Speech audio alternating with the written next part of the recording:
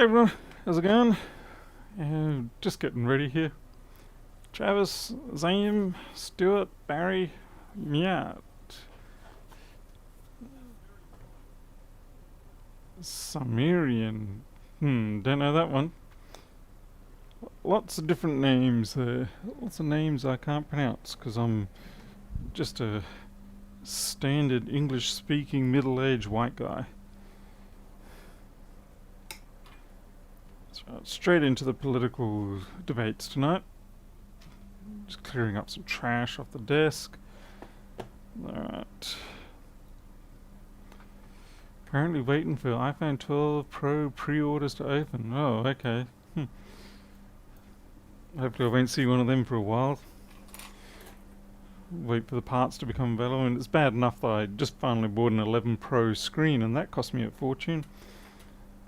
And that was just simply to try and get some data back, and unfortunately was not able to get the data back, so that's a forced investment, as it were. So hopefully I will find another 11 Pro come through here needing something.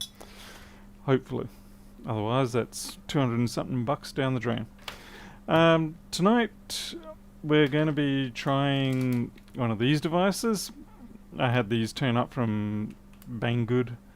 It's supposed to be, yeah, they say 60 frames per second HDMI to USB, but I think it'd just, be realistic. It's going to be 30 frames per second HD 1080.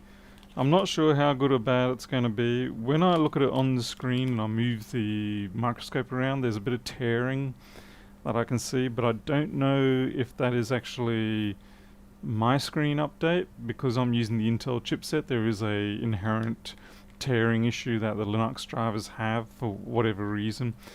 So I'll let you guys let me know when we put it into use. But they're dirt cheap, like 12 bucks, $12 US for an adapter, whereas normally you pay 20 times that amount for a HDMI adapter card. I will probably at some point still get something like a proper Magewell 2-port or 4-port 60 frames per second encoding card, but for now I was curious to see what it would be like. Apple is trash. Right, seems like we've got an anti-fanboy here. Honestly, I don't have a care either way. I just use what I use and I fix what I fix. I don't carry a banner of a particular fandom or anything like that. I was actually having a bit of a debate on Twitter with someone. They were going on about USB 3 versus USB Lightning and all that, and USB-C rather. And I just simply said I like the physical construction of the Lightning connector. And they straight away thought I was like an Apple fanboy and things like that. I was like, no, I'm just talking about the physical build of the Lightning connector. It'd be nice if we could have had that type of connector with the USB-C functionality and power delivery. And geez, it took like 6 or 7 tweets back to get through to this person that I'm not talking about anything but the physical construction of the connector. And it's got nothing to do whether it's Apple or whoever. It's just the fact that it was designed well, it's solid, it doesn't move around, easy to service. It doesn't make me an Apple fanboy. As opposed to USB-C, which I find really irritating. One of the big things I have with USB-C is because the way they constructed it, you can't clean the contacts on the inside. So once they get dirty, you basically got to throw your cable out. The tongue in the actual physical device is delicate, so you can break it, damage it, like we've seen on micro USB. The way that the forces are imparted onto these connectors tends to force them to either tear apart the socket on the device side, or they just, after a while it sort of goes from being this floppy to, it just gets worse and worse and worse as everything reams itself out. So I don't know why they made USB-C so complicated. It really, the Lightning design was good. They should have just added more lanes, or kept with that simple tongue in full captive encapsulated connector. Would have been fine. But no, instead we end up with this crap. So anyway, That's my opinion of tonight. That's, like I said, it's all to do with the physical build of it, not the electrical standards, not who invented it or whatever. It's just the physical build. Now, getting on to the more interesting things tonight. What have we got here? Let's see. Liquid damage occurred in the past about a year ago. It's a good start. Machine was functional and well, but recently started having intermittent shutting downs. Until now, which there is no... And my sticker runs out. Basically, I think it said there's no activity at all. So we'll plug it in and have a look.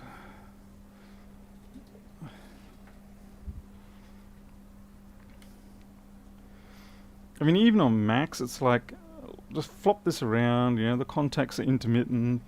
Yeah, there's definitely no activity there. It doesn't even bring up the USB.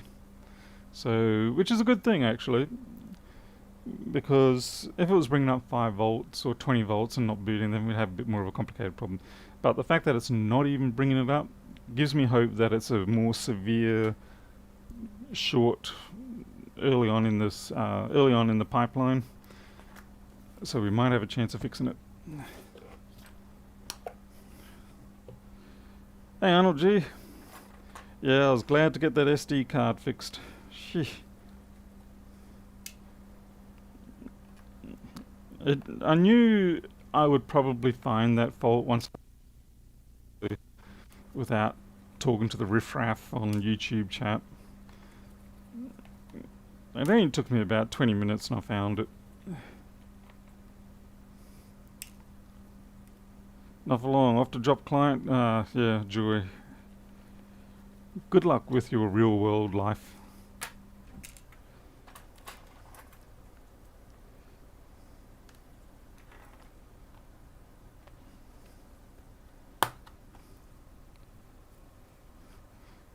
I find it interesting. I haven't actually had too many of the laptops where people, when they open them, they put the spudger in too deep, like they go about that sort of deep rather than just that deep. I've only ever had 1 or 2 of them. It's kind of expecting more. Batteries are freshly charged.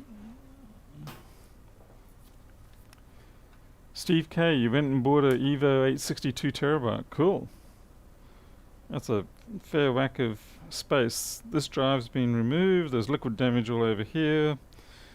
This is going to be straight away just take the board out and yeah, that's being pulled off. It's okay. We'll get straight to it and see what we find. Being a 2 terabyte, I presume it's hopefully it's EVO, because QVO is going to QVO would be most disappointing.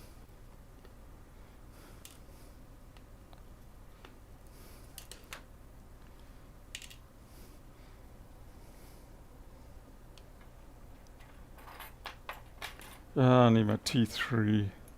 What have I got here? T3. Someone's been trying to chew into these screws here with the wrong size tool. Probably a 5.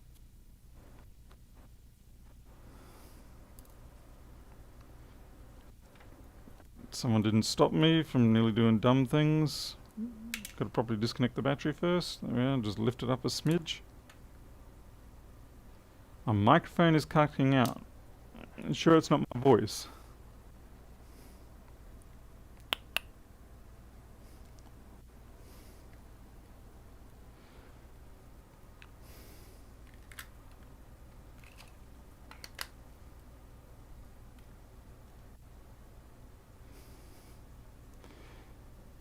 I can see it blinking just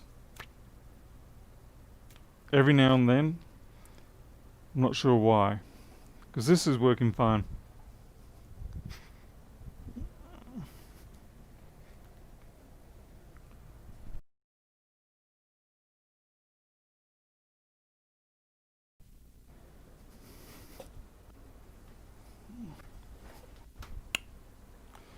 See if this makes any difference. I just changed the USB bus.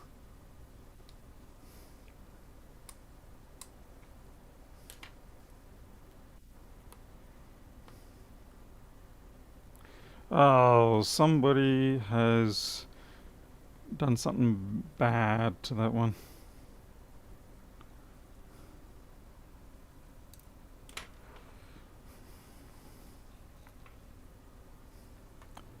No, the new adapter is on a completely different bus entirely. It's on its own card. Now that is a well chewed out connector. Okay, so now we're looking at through the HDMI adapter.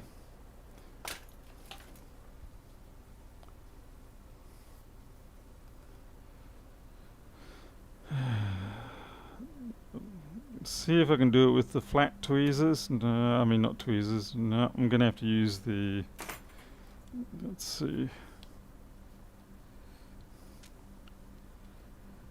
Talk to you later, shift control.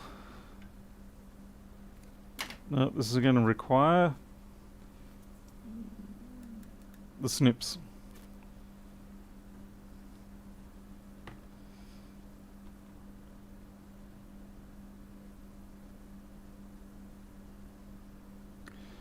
The key, the most important thing with using snips like this is to have the confidence that you're not going to slip.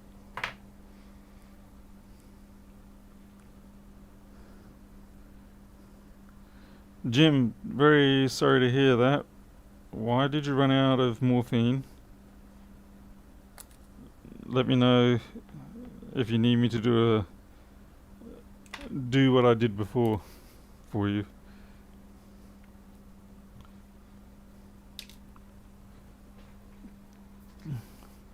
Yeah, so keep an eye out on the quality of the microscope video and see if you see any tearing, any consistent tearing. I mean, the odd periodic tear, fine, I can live with that, but I'm looking for where as it pans, you can see a very distinct constant split. Hey, Pedro.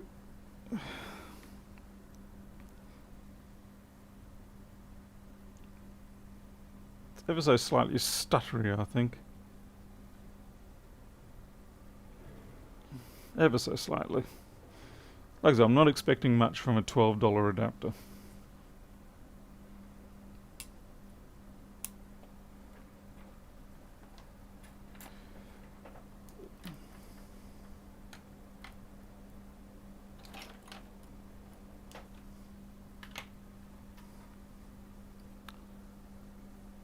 Yeah, Pianov, I hope not. I really, really hope not.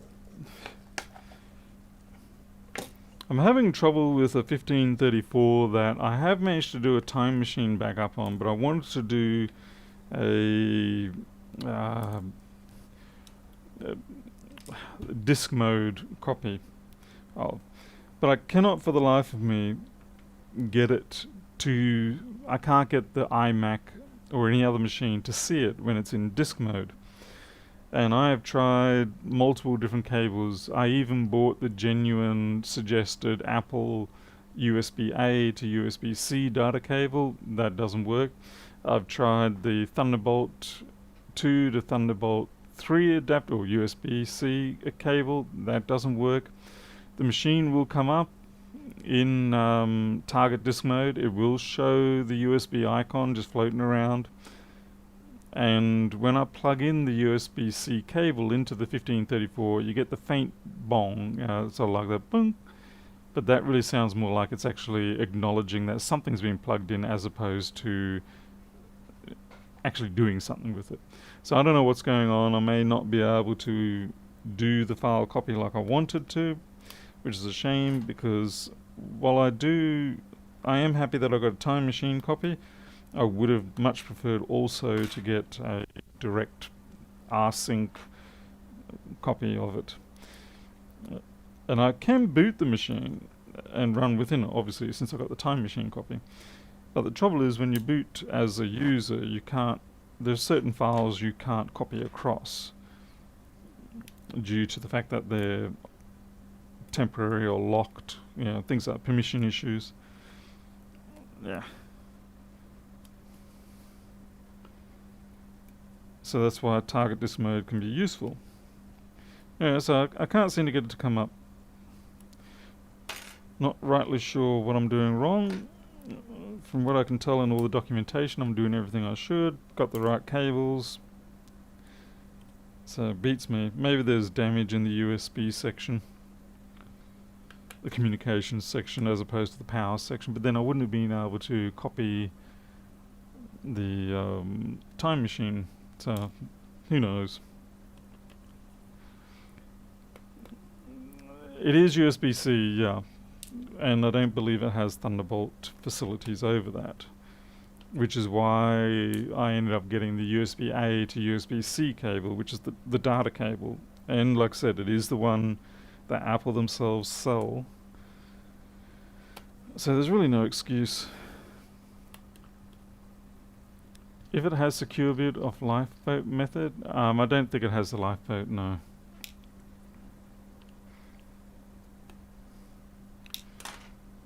I mean, the iMac doesn't even see it.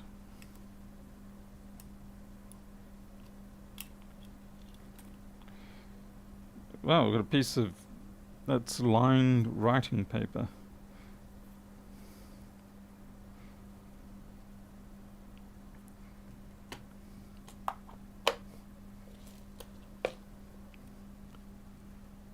Do you prefer op or functional programming? Neither. I mean, I don't have a problem with object-oriented programming, but I'm mostly just a straight C coder. I don't do Lisp or SQL, although some people debate if SQL is actually a functional language or not, or Haskell or BF. I'm not going to say what BF really is, but people who know what BF is will know what BF is.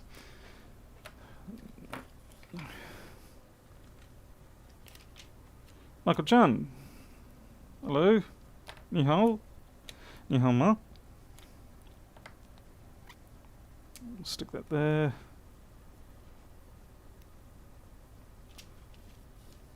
I do other languages other than ANSI C, but I just find that it suits my type of...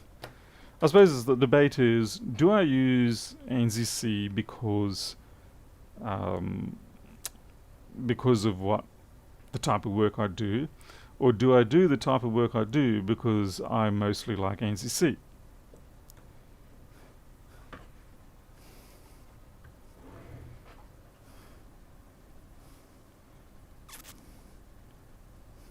Is it cause or is it effect?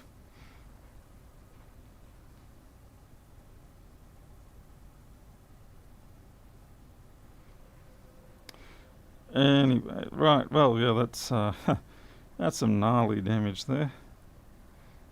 Good job. Kind of wondering that or that as the primary. We've got a MOSFET kind of chewed out a bit. Oh, that is, wonder if that's a cap or an inductor. That is so bad I can't tell if it's a cap or an inductor. I would say that might be shorted there. Hopefully our Wi-Fi didn't take too much of a hit. Looks like we've got an 840 board. I'm just going to go over, before I get too excited with the faults that we found, and check to see that we don't have anything else.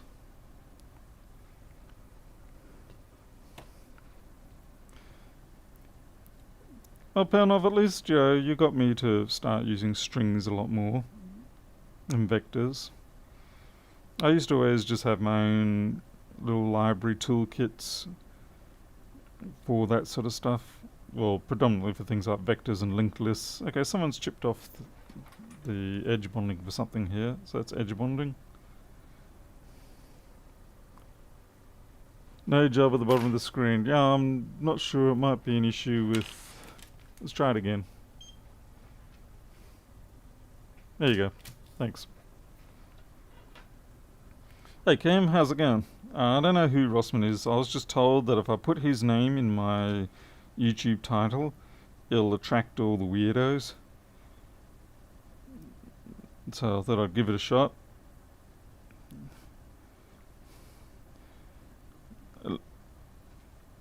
Lewis, unfortunately, has been a bit too busy lately, so he hasn't had much of a chance to partake in the international tit-for-tat kind of behaviours. You don't realise how much you miss it until you're not getting it anymore. I don't know where that must have come from the silicon mat. I don't think it came from the board.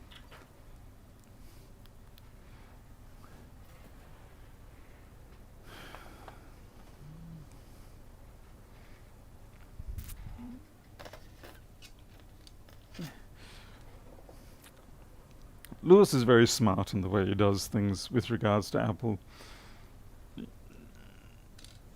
I mean, clearly he makes his money from fixing them.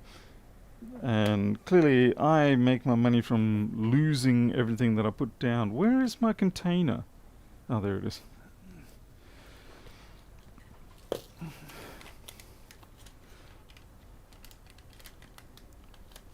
He knows how to attract an audience. Yeah, he knows which flag to fly to get the attention. It's smart. Me, on the other hand, I come out and I sort of go, actually, I don't have any particular stance one way or another, and people are like, boo, boo, you're a fence sitter, boo. Yeah, there's nothing to rally behind with me. Instead, I'm just sort of like this, I don't know, person that just walks amongst everything and sort of goes, but doesn't actually make an outright declaration on anything. And people like to have someone that makes an outright declaration on their stance, because it gives them someone to stand behind or collaborate with and things like that. So when you're a wishy-washy nobody, I wouldn't really actually call myself wishy-washy. I don't get particularly involved in a lot of that so heartfeltly. I mean, there are some topics I will, but not when it comes to computers. Much.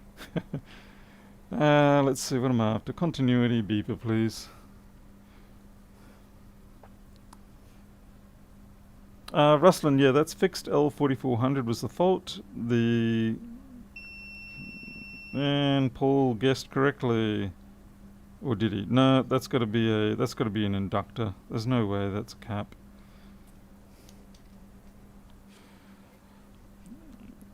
I'm going to give it a bit of a water wash down before I flux it. Cleared your first 3VO NAND short on the iPhone 6 the other day. Was it one of the caps that was around the NAND? They're great. Quick and easy to get to, easy to spot, come up on the infrared like bright little stars once you've jumped the MOSFET for the VDD to VBAT. I have found with the infrared camera that Jim's given me, I can spot those shorts, those caps coming up without having to take the MOSFET off or shorting the MOSFET out. It's obviously not as bright, but you can see it just blinking there. And so that's good because it saves me a step in the process. Yeah, that's okay. Right, now I understand what I'm looking at now. Without clearing away the crud that was on there, I couldn't see that this floodplain is actually isolated from that floodplain. Because I was sitting here and I'm thinking it can't be possible that they'll put a cap in parallel with an inductor like that. It's not what would be done.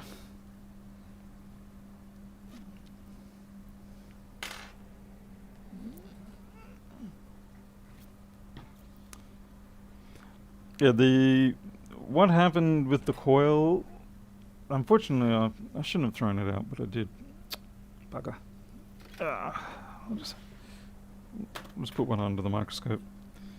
Okay, so it was this coil here, and the problem was that on the underside of these coils, the winding ties in onto the bottom pad, and it doesn't come in from the top. It's not protected or anything like that. It's just soldered on.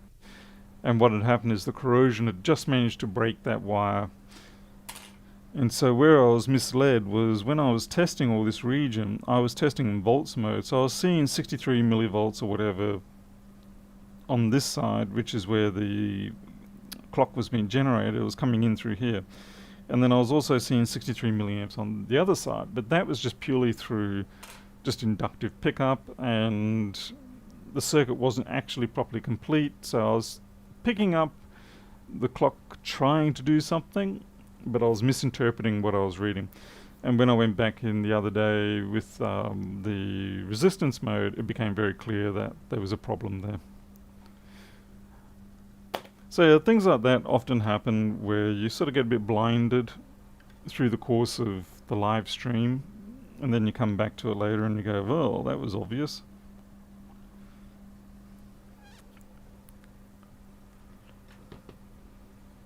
To attract people like Lewis, you have to talk, read, and type a million words and then, huh? He's certainly quick on his... He's quick with his words and on his feet. He thinks fast. I would not like to try and debate him.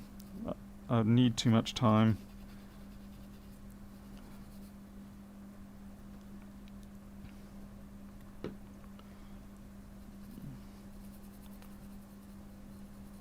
I'll stick to being a slothy little electronics engineer for now.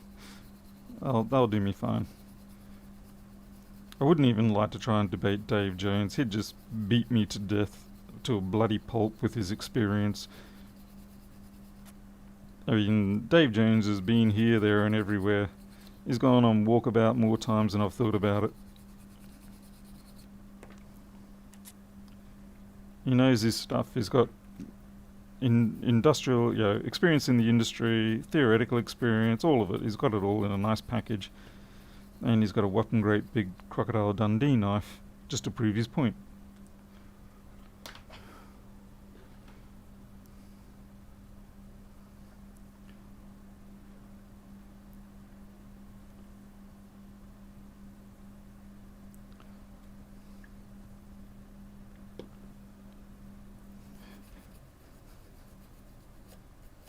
I think we'll actually infrared this one. Oh wait, no. I don't think it'll work because I'm not getting any power through anyway. Not much point infrareding something when you can't get power in the first place. Okay, let's have a look, see what sort of damage you've got here.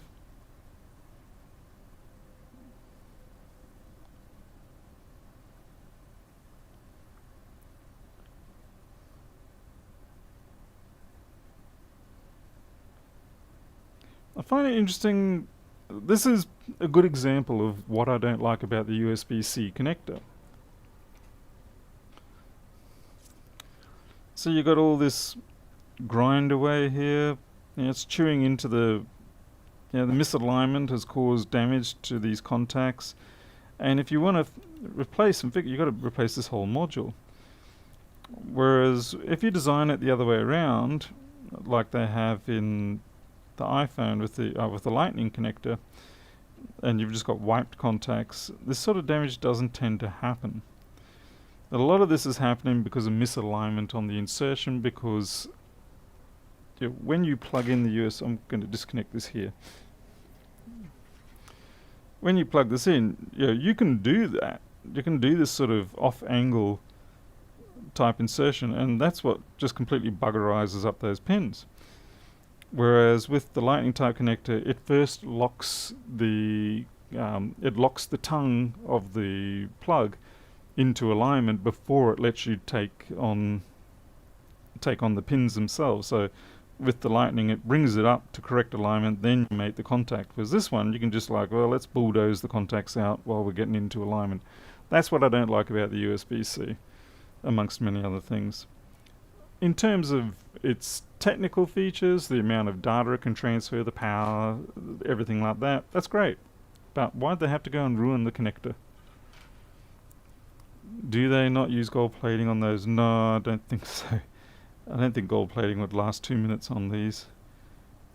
But yeah, I mean, that's butchered. And of course, all the while, you're getting this build-up of copper there and everything else. That's really gouged in there too. Might actually clean them up. I mean, it's not even an Apple thing as such. It's just, I gotta admit, I would have liked to have seen Apple at least make a fully encapsulated socket, as it were. It's funny, it's hard calling these a socket. The connectors are both socket and plug at the same time. Unisex, or whatever you want to call them. Yeah, it would have been nice if there was a outer thick shroud and the shroud guided the in to make the mating with these contacts far better aligned. But instead with the Max, these two holes in the chassis and a bit of rubber bung, and so good luck to you, mate.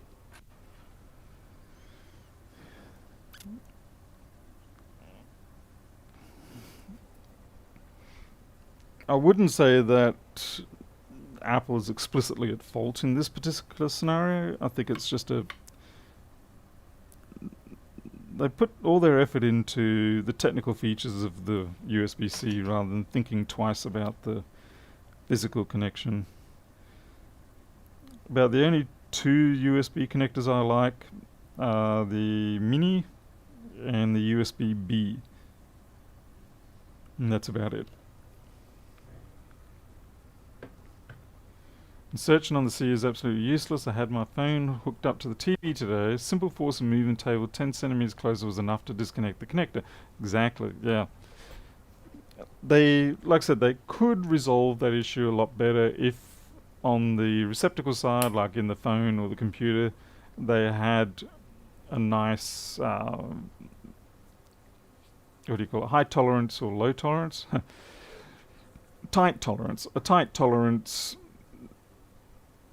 receptacle to guide in the plug. Anyway, what is your opinion of why Apple doesn't switch to USB-C for iPhone and iPad? Would MagSafe be used for data transfers as well in the future? I actually don't know. I've just found it amusing that they took MagSafe name again. There must be. Yeah, maybe they're not doing MagSafe, data over MagSafe. Maybe they're just going to resort to Bluetooth or something like that. Yeah. I don't know. I don't know enough about it, unfortunately, in this particular instance. Yeah. I'm just looking at these caps here, just in the normal light, and they've got little bulges on them. Now, I've spoken about these caps before. Their tendency to just blow their own heads. Oh no, they're not bulges in this case. Oh yes, they are. But I don't know if it's actually at fault.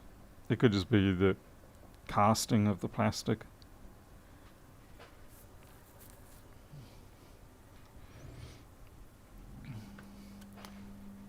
Arnold G, I do agree with you about that with the MagSafe connector. Yes, it does attract the shavings and the various other metallic things like sand, grits of sand. Yeah, there's always magnetic bits in there, magnetite or whatever it is. Anyway, I am now going to plug in and see if we had any progress. Kind of half wonder whether I butchered this connector, trying to fix up the Samsung before. Nada. Have I even got it switched on? No, it seems I do. Ooh, okay, so this one goes. 5 volts, bad sign. Not the kind of activity we want.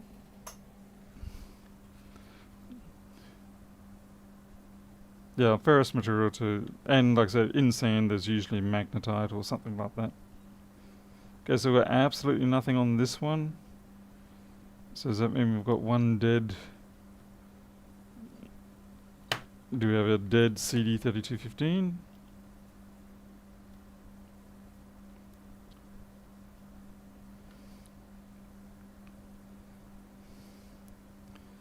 Okay, so the lower connector's working. The top one does not seem to be.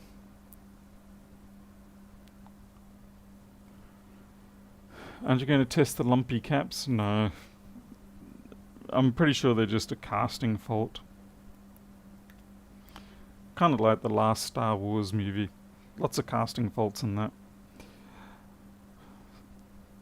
I'm not really a big Star Wars person, but I'm just hearing a lot of people screaming about it, so I thought I'd jump in on the bandwagon.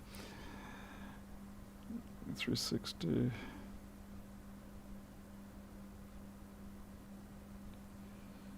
I just have to work out which of these translates to which of the CD3215s. I'm fairly sure if I was a designer, I would have this going to that one and this going to that one. Because if you do it that way and then that way, there's a lot of crossing over of data lines, enough to make you cry. Hey, Keith McDermott.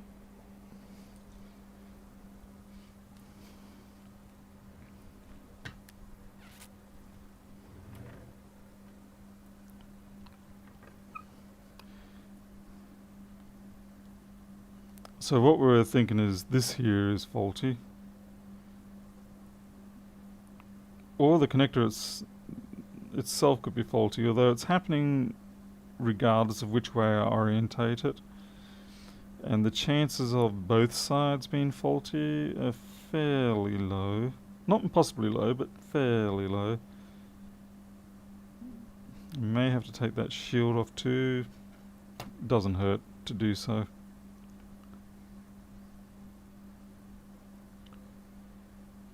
We'll do a couple of quick resistance checks, continuity checks, and then we'll get on with just taking it off.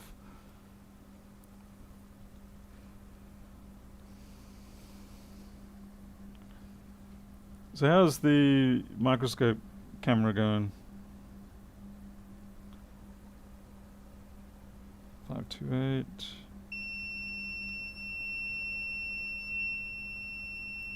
Well, isn't that just a lovely sound?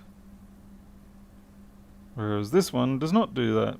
So, where's the short on that? Let's bring up the board view for it. Hey, Mohammed, rather.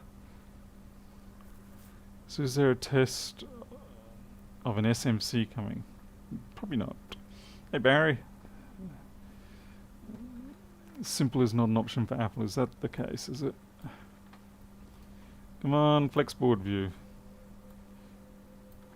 I gotta start paying someone some more money because I wasn't able to get the iPhone Pro board views, 11 Pro board views at all.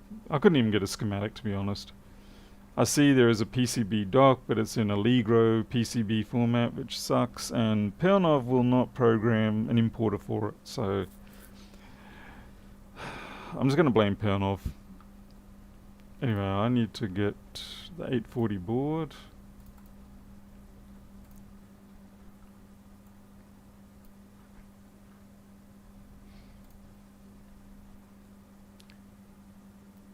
Arnold G, I did reply to that. The problem with those is that it has to be done on the screen, whereas what we really want is it to be through the optics. And trying to overlay that stuff on the optics, that is a real trick to be managed and done one day yet. Okay, so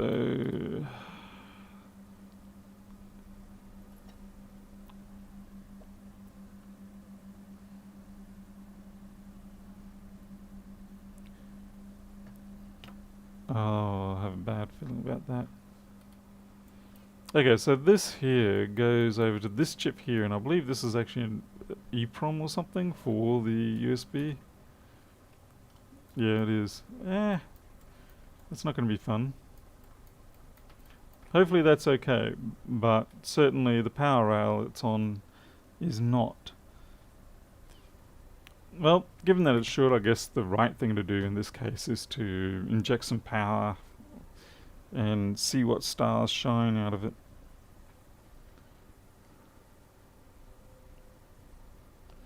Weren't iPhone stuff made with pads? The early versions were, yeah. The PCB, but they were PCB, but these are PCB dock ones, so you know they're the Allegro binary format, the one that we can't seem to get any sort of specifications on. So it starts out tricking you, making you think, hey, look, I can see some plain text here, but then you realize it's all just index database format that you'll never ever work out. Ooh, that was a little bright. Just looking to see if I can see any corrosion wicking in under there.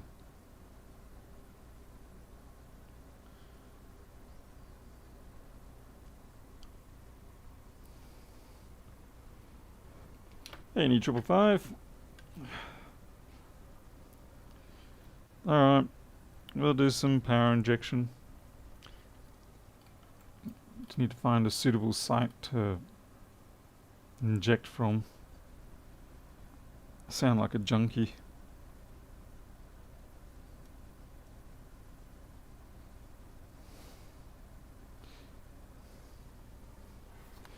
No, fortunately the 840s, I've never come across an 840 with underfill yet.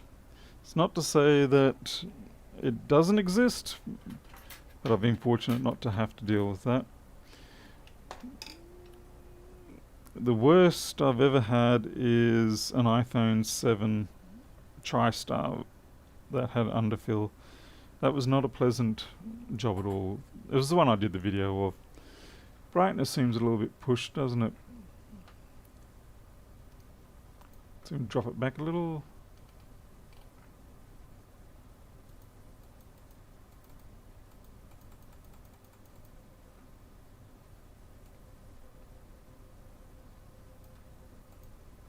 Okay, that's nicer.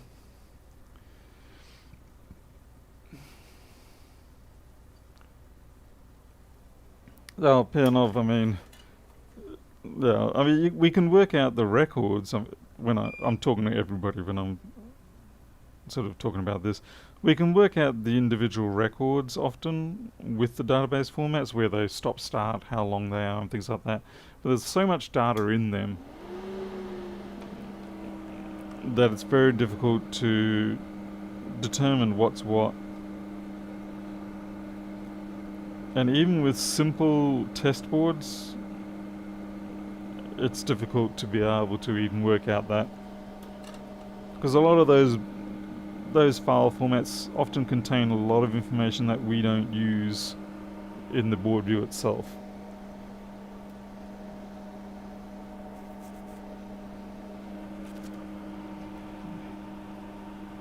Lumpy caps look destroyed. Yeah, they kind of do, but I think they're just off at strange angles. I don't think they've got any issue. I don't think they're shorted. They're just sitting at funny angles. Yeah, they're fine. Yeah. No problems there.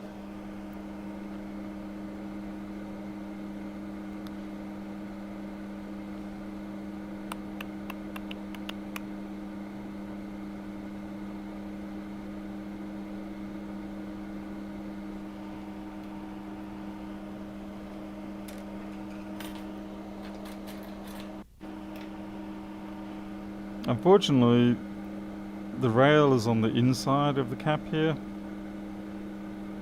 so I may just tack it onto here.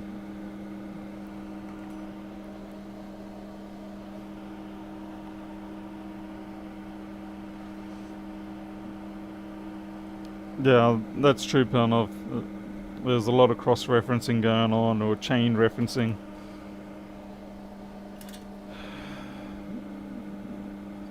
I can only hope one day someone accidentally drops us a copy of the file format specification. I mean, that would be absolutely brilliant if that accidentally happened. And think of all the board views we'd finally be able to get access to. At best, the only option we have right now is to... That's way too big, Paul. Is to hijack the in-RAM data after it's been decoded. And that doesn't always work either. Not to mention, of course, you have to do it for every single board. And then you have to filter and post-process that data for every single board. It's not a pretty way of doing things. Because it helps if you've got a few hundred people as slaves, then you can do that kind of thing.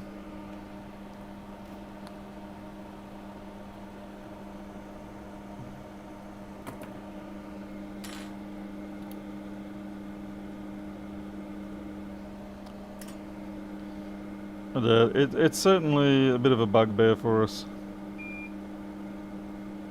And people are constantly going, why don't you support that file format?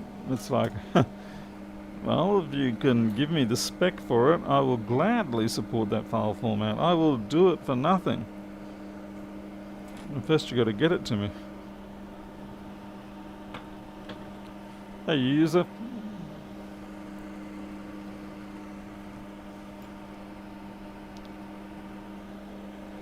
The file format is the Allegro PCB binary format. Pelnov can direct you to it, where you will initially think, I know what I'm doing, I can do this. It's easy, I can see the raw data.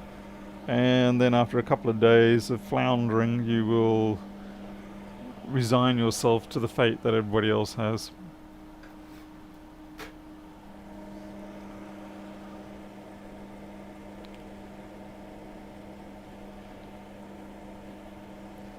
I mean, I've done a fair bit of reverse engineering of file formats in the last 30 years.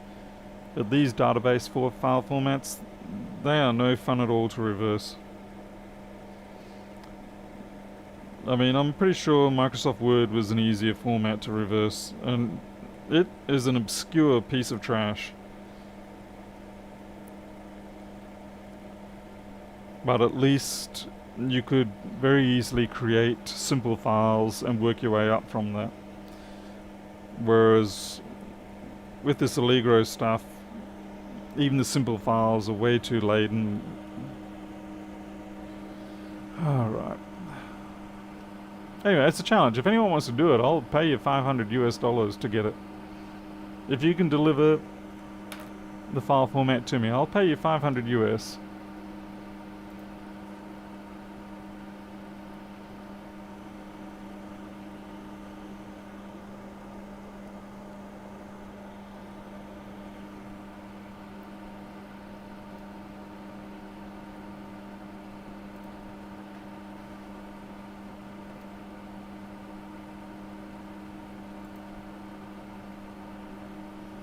Nah, looks like I need 2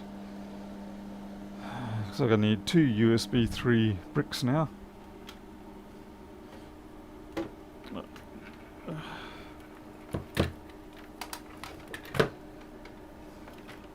Well, I'm cranky about the fact that the FLIR 1 Pro uses USB-C for power. I've got to admit, I am happier than if they'd used micro USB. For as much as I dislike USB-C connectors, micro USB I hate even more. Okay.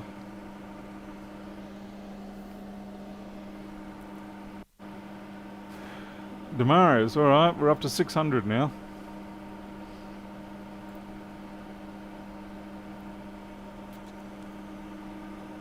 I mean, I know it's not a huge amount of money, but it's also not a small amount of money either.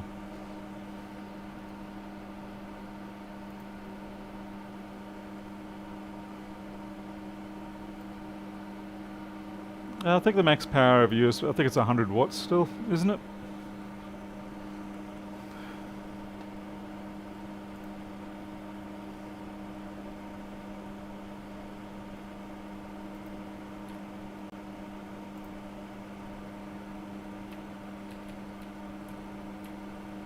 Okay, we've got our alignments about right. Change our injection voltage to something that will not kill everything. So 1 volt. But we can go crazy with the amps, we'll just go 5 amps.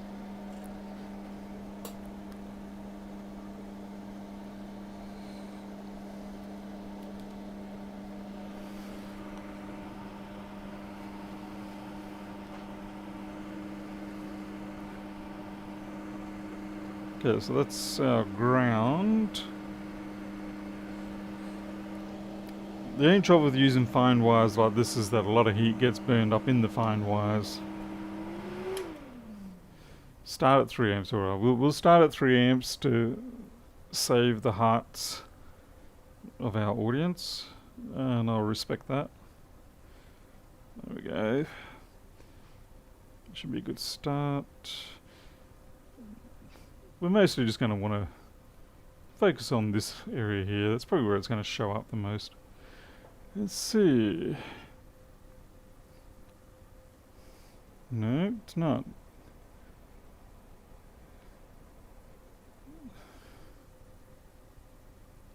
Alright, we're getting a bit of heat building up now. We're only at a quarter of a watt.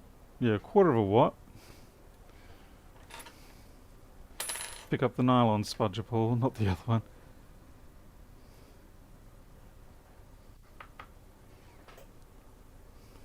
So that's not bad, it only 250 milliwatts, and it's picking it up. And we can see it is indeed that second USB there. Interestingly, it's on the connector as well. But I don't know what voltage I can take that to.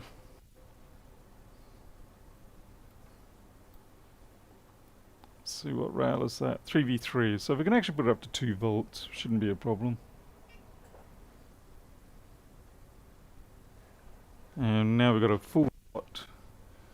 And it's very clear now that it is indeed the second USB module there. But that's not actually proof that it's the CD3215. It could be one of the caps or something like that around it. So we'll go under the microscope, we'll use the alcohol and have a look.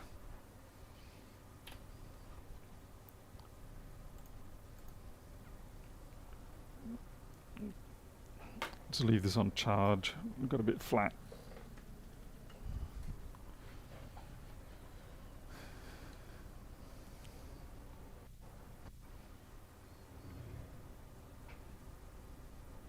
Hot under the USB-C connector. Yeah, that's my other concern. Although there wasn't actually much corrosion there. We may have to replace it. Let us hope not, because it's not pleasant doing that. It's certainly not something I wake up in the mornings and go, I can't wait to do one of those USB-C connectors. Yeah, definitely not.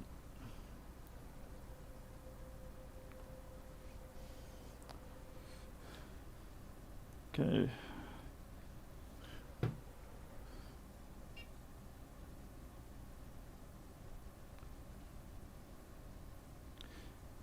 Yeah, okay, so the connector, the chip itself is possibly a problem.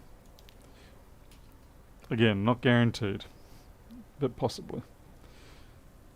So we'll take it off, have a look, see if the short goes away. If it doesn't, then we know the problem is actually in the connector, and we'll cry about it for a little bit, commiserate, all that sort of stuff, and try and avoid having to do it.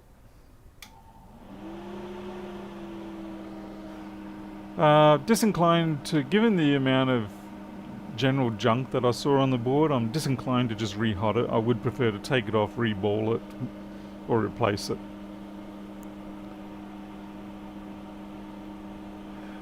Steve Kerr should be used to it by now. Huh? What, crying? Yeah.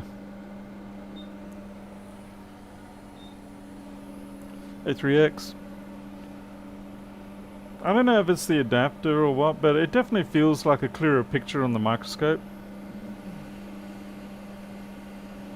What do you think? If you compare it to how it used to be to what it is now, do you feel like it's clearer or the same? Hey, Mr. Stamps, how are you? And Mr. Osis is here too.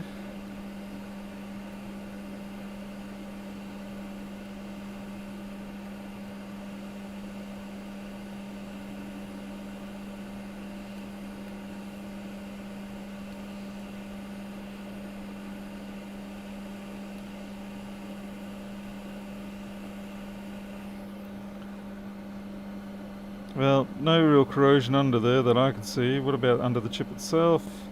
Nothing obvious. Okay. Seems like there's a lot more light, which is interesting because it would be the same amount of light as before. All that's changed is that it's now just going through the HDMI interface rather than the USB interface. So we've swapped out the camera's own image to USB adapter, as it were, and well, we've got our own HDMI one now. You want the source for your Allegro PCB file format. Travis, yes. Well, that or the a decoder module. As long as it's not the oatmeal decoder module.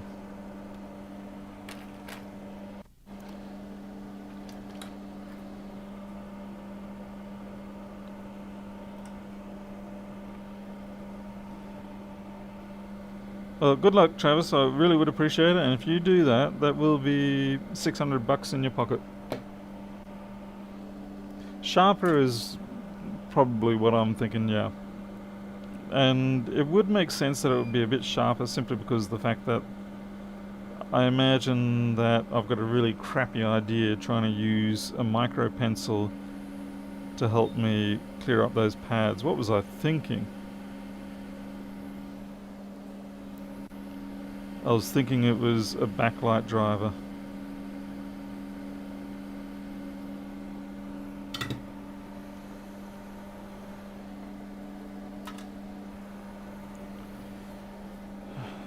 And now, the test. Do we still have a short? Hey, 10-minute tech.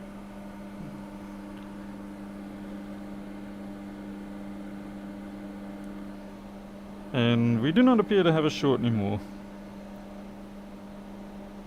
Check the actual resistance. Yeah, we'll go the slow auto ranging mode.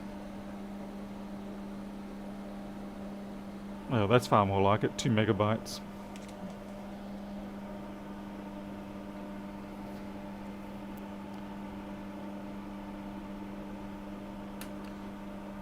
You get about half a frames per second on USB. Wow, you're not trying to read it in 422 mode, are you?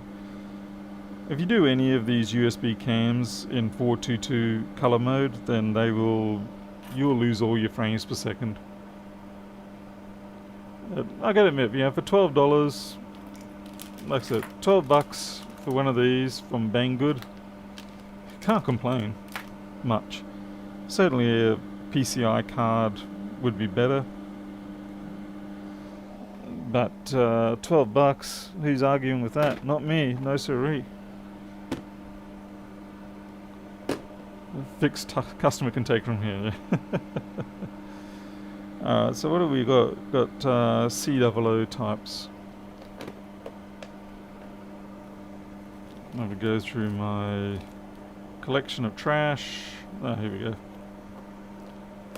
My eBay sourced C00s. Devious as possibly can be. Biggest problem I have with them, of course, is that in spite of being shonky eBay, they're usually notoriously still lead-free solder, which kind of makes me sad. You'd think if they were from eBay they would have made leaded solder, but no. Lead-free most of the time.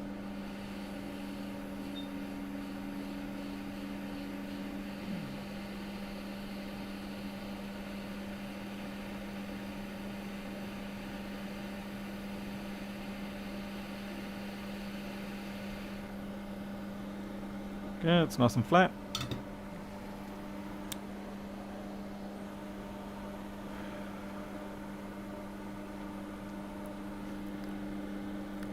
Good luck finding one, Pelnov. I don't mean that in a nasty way or anything. It was very difficult for me to spend the money to get this one. Fortunately, at that point I was lucky and I was receiving a considerable number of contributions from a lot of people helping me get equipped. Speaking of which, you ended up, Panov, you ended up getting a microscope and all that sort of stuff, didn't you? Didn't we organise that for you? I didn't personally, but I'm just thinking in general.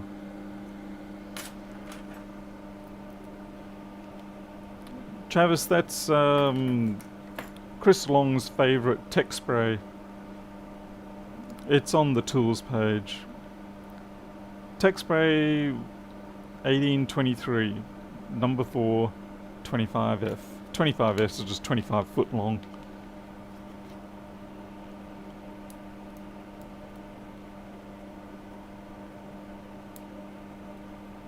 You don't even have a trinocular one. Oh, okay. Yeah. That's strange. I thought at least, you know, when sending one over to you, would have got a decent one. At least you can now get trinocular heads pretty cheap. You know, it's become such a common item that everybody has them. What is it, 250 or something like that? If you've already got the stand, then all you need is a replacement head. By the way, there's no guarantee that this is actually the fix. You can sometimes get the scenario where when you put the chip back down, the short reappears. So we'll test it after the chip's down.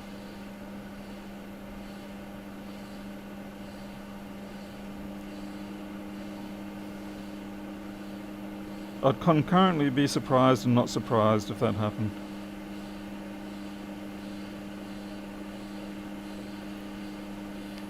Okay, someone put the chip on too damn well.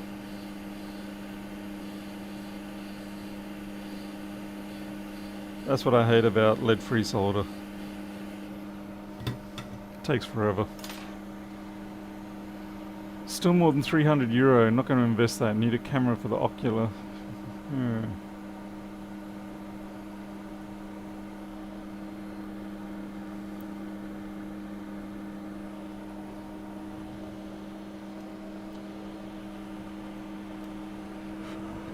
Just putting in the turbo cooler.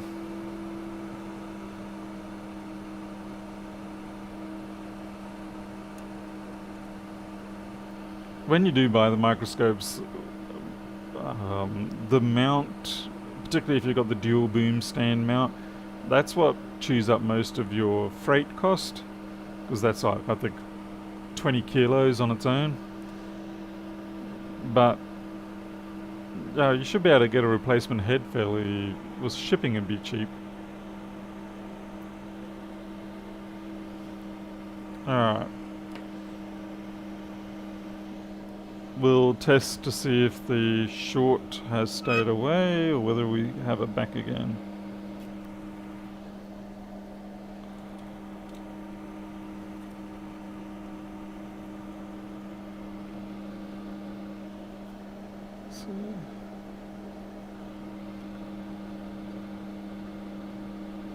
Oops, damn it. And we're good? All good.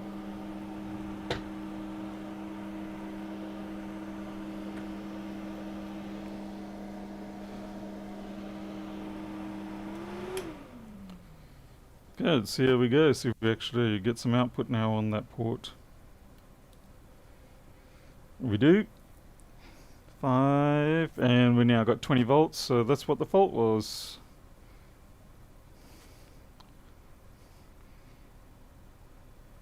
$20.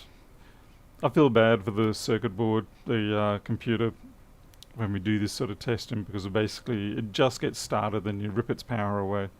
Just gets started and rip its power away. 20 volts.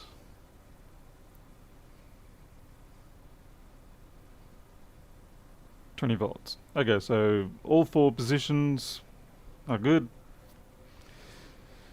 Fantastic. So something just happened to this little one. So we'll make sure we throw it in the bin. We don't ever want to see that on our workbench again. So we'll have to ultrasonic it because it does have the liquid damage on it as well.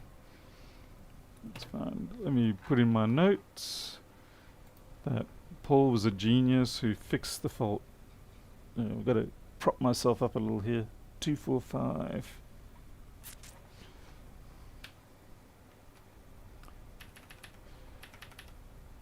Tomorrow I will probably be doing something I've never done before, and that is I'm putting in a new ceiling on the patio. I've already got the top hat section for the battens, and I've already got the R3 insulation. I couldn't get anything heavier than R3. I wanted R5, but R3 was the limit. What am I looking for here? 245.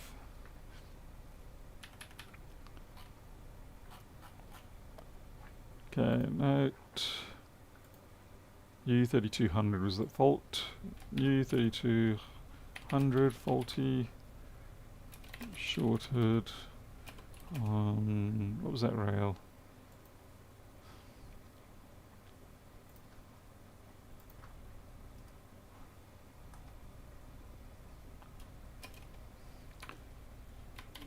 General liquid damage across the board.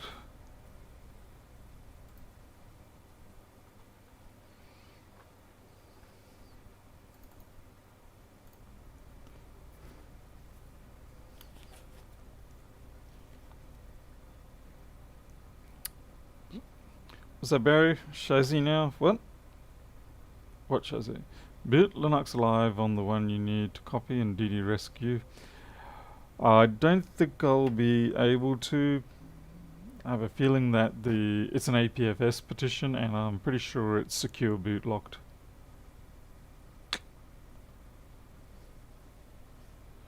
Here we use R20 to R40. Cold climates, eh? Yeah, it's funny. In the cold climates, people take insulating their houses very seriously. But here in the tropics with the heat, there is a general tendency not to take it seriously. And I can understand where that comes from, because originally, before we had air conditioning, as it were, the trick of the trade was to simply make a house that was extremely light. It didn't have any thermal retention. So you would have single skin walls, scratchy noses, because my god, that's sending me insane. High ceilings, air paths, lots of airflow, lifted floors, so you'd typically be 6 foot off the ground, things like that. So you'd build the house so that basically it would follow the temperature of the atmosphere around it, because you're certainly not going to be able to, at least back then, cool it down colder than what the temperature was, other than maybe a bit of a cooler bar effect if you spray down the house with a bit of water and let the evaporation take the excess heat away. But now that we do have air conditioning, what's happening is people install the air conditioners, but they only bother to pay for, if you're lucky, a bit of foil in the ceiling, maybe R3, maybe R5 in the ceiling space. The walls generally don't get they don't do much with them. So you end up with these houses that just get quite hot, absorb a lot of the solar energy, and then you got to spend a whole heap of money and have big air conditioners churning away to get it all out again, because we're using block now rather than the very thin-walled designs of the old days, the wooden type houses. So we've taken cold climate type houses, stripped out all the insulation that would have saved us, and expecting it to cool down like a lightweight wooden house. So yeah. It is changing now, mostly because it's been mandated, but giving people a choice, they'll say, I don't want to spend the extra $5,000 on the insulation, and it's a false economy, because within a year you've spent that much on power bills compensating for the fact that you don't have that insulation. Right. Okay, so that's marked and done. I've got to now assemble another board that I forgot about, which I feel exceptionally irritated about, funnily enough. I'm irritated because it should have gone out this week, and I should have known about it. If you've been watching each of my streams, you'll know this one. This is the one that had the faded or bad backlight, and we just did a fair bit of work on it. It had that Apple sticker, which funnily enough is a field replacement unit. The Apple sticker didn't get affected by the ultrasonic. Yeah, we had all the rework up here too. I'll need to green goo that. Winter temperatures are not that cold. We only drop down to maybe 4 or 3. Once in an absolute extreme blue moon, we may get to 2. Oh, I remember this one. I kind of look like I want to improve on that connection there. Oh, that's right. That's the one I doubled up. Okay, best I don't mess with that. It looks pretty damn ugly. But we'll cover it in Shrek slime and it should be good.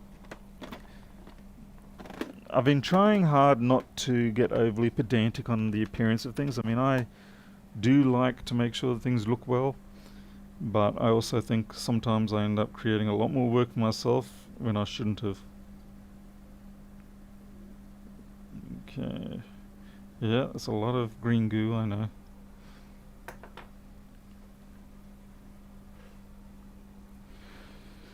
Nick, we are getting better now at using solar. A lot more people are taking it on. And I think a lot of people probably have realized the value of it now that with the COVID-19, people are staying home a lot more. So they're realizing very significant savings on their power bills now because they're consuming power during the time which it's being created. Yes, there is too much of the green goo there, and I've deliberately done that because I need to come over here and clean this stuff up too. Just easier if I put down one blob of green goo and then go around and fix up everything around the board. Okay, what else was there? Okay, that is a little bit too much. There was a smaller blob I could make, okay? Give me a break.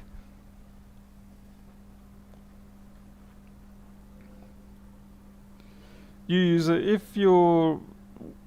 For our scenario here, we could do with 7 to 10 kilowatt of panels on the roof, and we would use that constantly.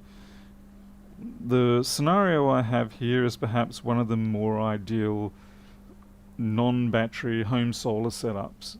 I mean, don't get me wrong, I'm going to get a battery wall put in here simply so that we can deal with power outages, particularly in the cyclone season. But we would consume pretty much every single bit of power that our solar panels will produce on the roof if I install them. Okay, that conformal coating should do just fine. It looks worse than you guys think. You guys have been overly dramatic. If I should say, the power wall, I would probably go for around 10 kilowatt hour storage, and that would last us half a day. Our average consumption here is in the region of 40 to 70 kilowatt hours a day. It seems crazy, but that is how much we use. Now, 10 kilowatt hour battery storage doesn't seem like it would be a lot, but I'd say a good portion of what we use each day is on the cooling. And if we have panels on the roof, that acts as another shade caster. So that kind of helps cut down the needed amount of cooling. There's a few other things we'll change as well. So overall, I think 10 kilowatt hour will give us half a day of continuous running if we need it. I mean, obviously I'd like to have 40 kilowatt hour, but yeah. Oh, we know what uses the power. It's the air conditioners. There's no two questions about it. Because when it comes into winter, our power bill just goes, it's about 1/3 of what it is during summer.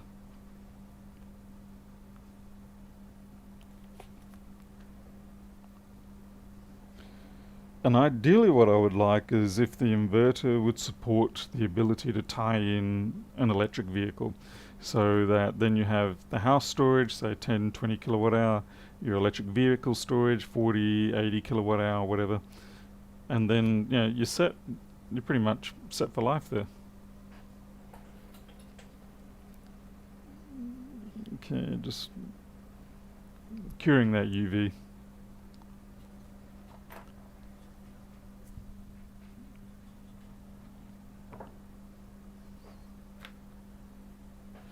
What about a black screen on top of the roof separated by pegs to shade the roof? It can help to a degree. You ideally want, if you have the ability, you ideally want around about 300 mil clearance, 200 to 300 mil clearance, and that way you can at least get some airflow going through there, and it takes away some of the convection heat. Your irradiated stuff, it depends. What sort of roof do you have? Is it tin or is it tile? So we have tin roofs here. And that's cured nicely. Yeah, that's good.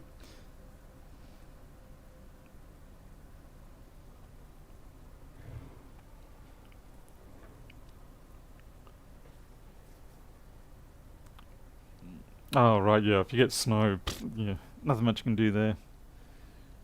In that scenario, I have no advice. Okay, where is this computer?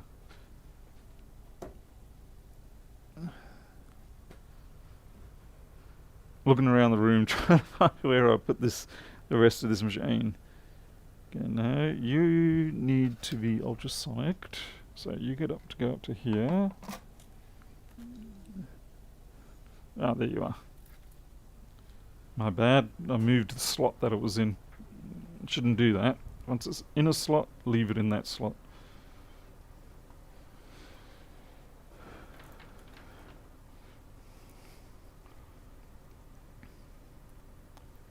Polynesian style slope peak roofs. Yeah, they work sort of well too. Or the Australian Queenslander house, that works well too.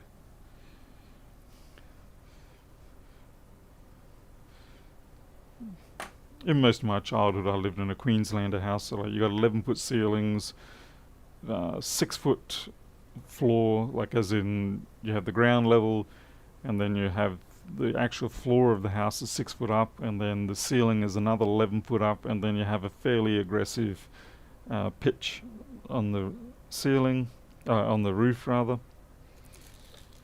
And we never had air conditioning in that, but it was, you could get by with a fan. And that was in some, well, it was humid coastal regions. So during the summer, you might get up to like 39. The humidity would be more of a problem. Big veranda, extended eaves, all that sort of stuff. Keep the air moving. Don't let the heat build up.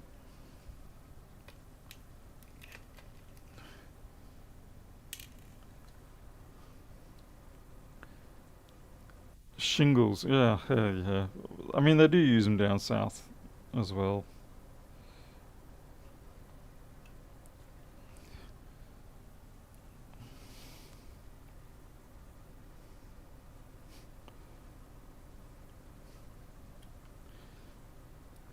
One of the big drivers of roof designs around here, though, is the ability to sustain a cyclone. Prior to, I think it was 1972, it was pretty much do whatever you're going to do when it comes to designing of houses and all that. But after 1972 December, which is when Cyclone Tracy wiped out most of Darwin in Northern Territory, they realized that they had to design houses to cope with these cyclones, and the designs had to be different. With a lot of the cold climate type areas, your whole roof and house design is in order to be able to hold the roof up. Whereas in these regions, we have to design the houses to hold the roof down. Because what happens is a cyclone comes along and just sucks your roof off. And it's like, bye-bye. You die. Kind of like tornadoes, I guess. So I suppose if you're in Tornado Alley, you'd know all about that. Although you guys have the privilege of basements that you can hide in. We don't have that around here. And if you do get taken away by the tornado, you get to go to the land of Oz, right where I am. Thought Lewis Rossmann was branching out to real estate. Oh yes, he certainly is. What are the Polynesian, Indonesian roofs like in cyclones? As far as I know, they just tend to get blown away, but they're very quick to build. So they're sort of like, kind of like a disposable house, as it were. I don't really like to use that term, but in effect, that's what it ends up being. Yeah, Auntie was in Darwin during Tracy. She saw her little dog get taken by the wind. Ah, yeah. A lot of people did not stick around after that. That is really rough, that sort of thing happening. It was certainly a significant point of history for Australia. A lot of things changed after that in terms of, like I said, building and communications, warnings, all that sort of stuff. And Townsville got taken out by a cyclone too. I think it was in 72. That was Cyclone Althea, I think it was. But not to the same degree that Darwin. Darwin really did suffer bad.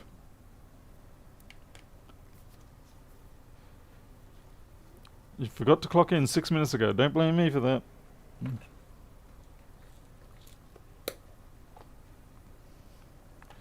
Right, this board did not seem to... Oh, yes, it does. Thank you, universe. There's this little piece of channeling that sits on the underside of all of these boards, and it stops it chewing away at the bottom here, or rather stops the chassis destroying this circuit board. So it is important to put that back. What's also important to put back are the stickers. These stickers are like, if anyone knows like Honda brand cars and all that, these stickers are like Type R stickers on the Hondas. You got to put them on. Makes it go faster.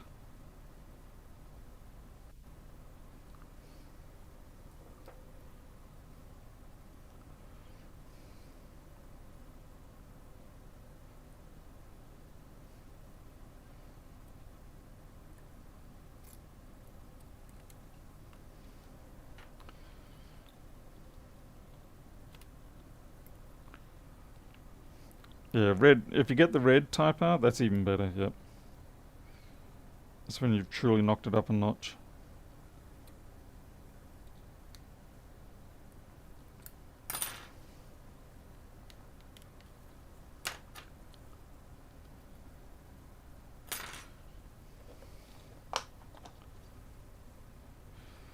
AJ, you're quite right, but that is the way it goes. Yeah, everybody does it in life, or most. Okay, I shouldn't say everybody. Most of us do that in life. There's so many things going on that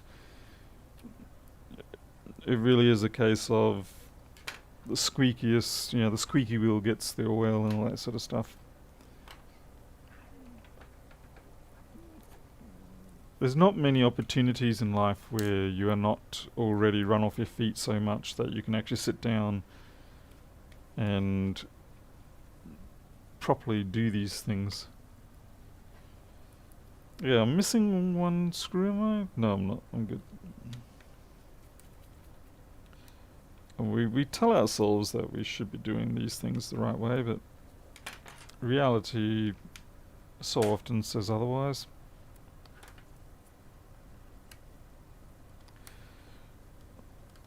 The alignment of the heat sink is not quite right, so I'm just loosening up the screws a little bit. Then you can just slide it down, get the right alignment so the screw holes are in the right place. Just remember to tighten them back up straight away. I've had one job that I had to get the person to send back to me because I forgot to tighten those screws. It didn't cause a huge amount of trouble, other than the fact that I lost sleep over it after I realised what I'd done.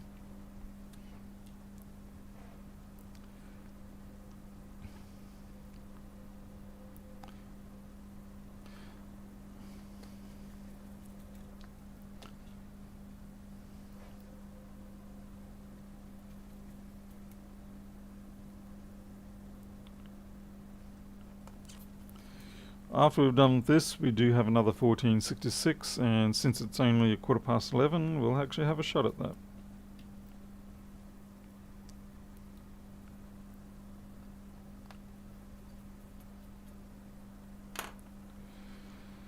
There's a lot of things when it comes to banks, big business, all that sort of stuff. They do run on a different set of laws to, shall we say, the commoners like ourselves.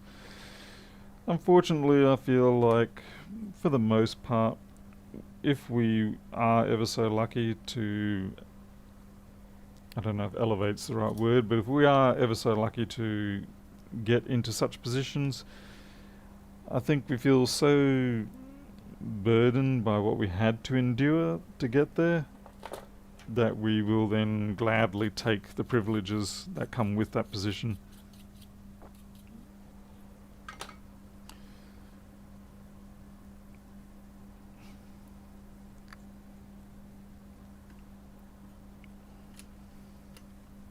I'm not saying for all people, but I wouldn't be surprised.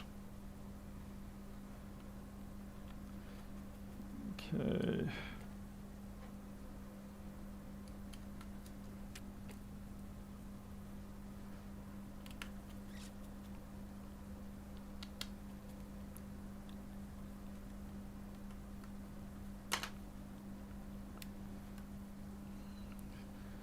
it's the greedy genome in our life, in our soul, or whatever, in our genetics.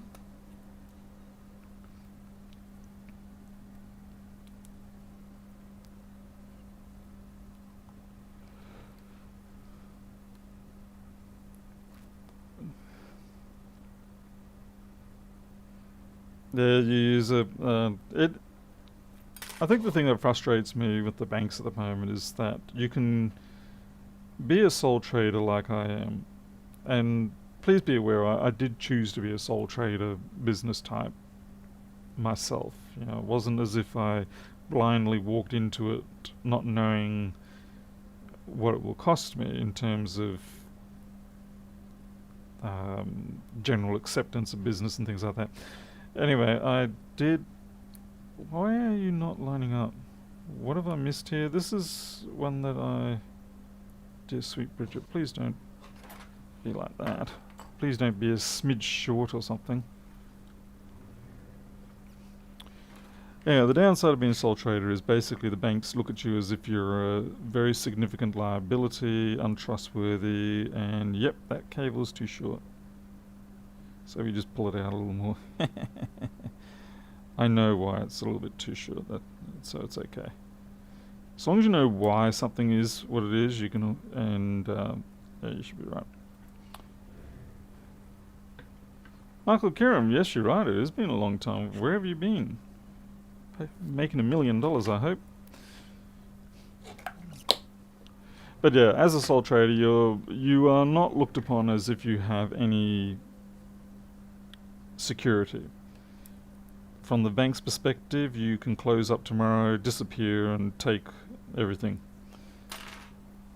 Which is funny because more often than not, it's companies that will tend to do that, and the directors of those companies, and I'm not talking about big companies or anything, I just mean the company structure. Because you don't have personal liability in the company structure, you can just do whatever the hell you want and get away with it. But it's the way it is. The other thing is, if you're employed by someone, maybe a sole trader, that doesn't really... Anyway, you can get the loan, but your employer, the sole trader, will not. So there's a little bit of a inconsistency there.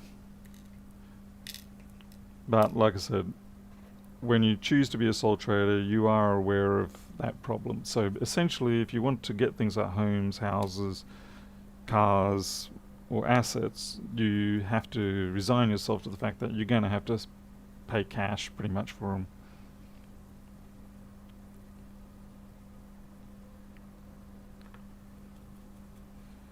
You had to go to a company and think, yeah, I've looked at becoming a company a couple of times, and every time I'm just like, no. My overall tax rate is around about 25% at the moment, like from gross outright. So it's not too bad compared to a typical company tax. So at this stage, I don't have a compelling reason to switch over to being a company other than the fact that the banks may be a little more inclined to get smoochy with me. Oh, look, someone can't even spell loser. It's 1-0, not looser. Frickin' moron. Really, if you're going to insult people like that, at least get the spelling right.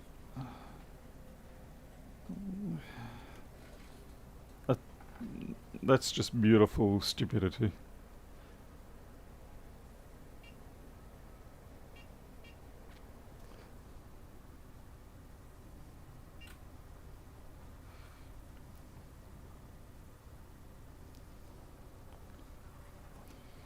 Alrighty, let's boot this thing and see if it flies.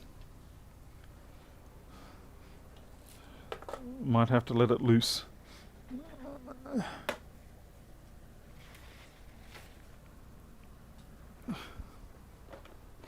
Wouldn't you get more tax write-offs as a company? Possibly. I'm not sure. I didn't look that deeply into it. But I gotta be honest, I already get a massive amount of... I mean, pretty much... I actually have to stop claiming tax on a lot of things. Because when I submit a home expenses type sheet to the bank for the loan, they're like, where's this expense? Where's that expense? It's like, it's under business. It's part of my daily business thing. It's my business expense. And they're like, oh, your expenses are too low. It's fallen out of the range of what we consider to be normal. And it's like, great. So now I have to not claim things or tell you I'm not claiming things in order for me to fit within your narrow spectrum. And it's very annoying. Okay, we're not... yeah. I found the fault. Looks like I am a bit loose tonight. I'm a looser.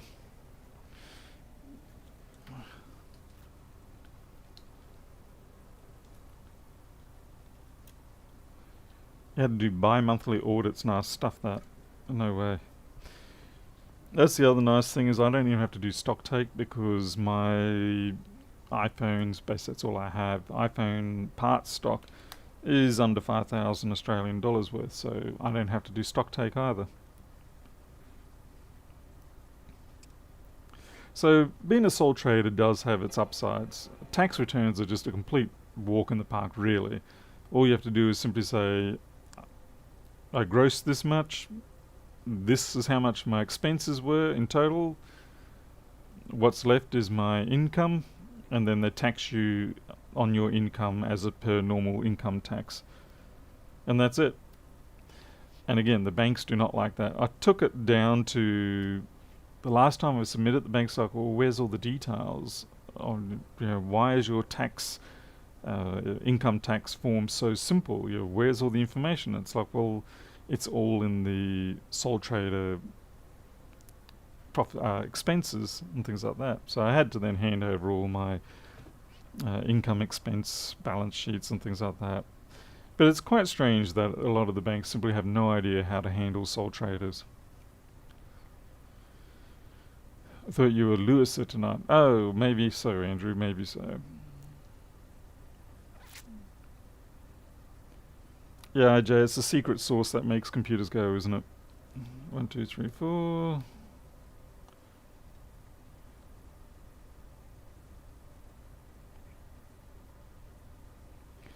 Sole trader is easier. If you're under 250,000 a year, it's probably easier by a long shot. And in terms of cheapness, you probably at 250,000 you're getting to the point where you're better off being a company financially.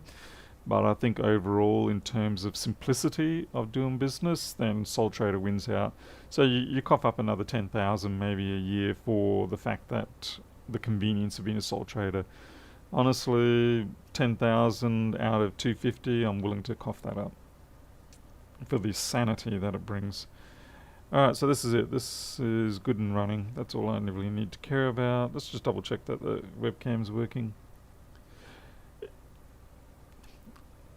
As with all advice, do your own research and see what's best for you. Mr. Paul Daniels is not an authorized accountant or business advisor. This is an opinion piece only, sharing his personal experiences.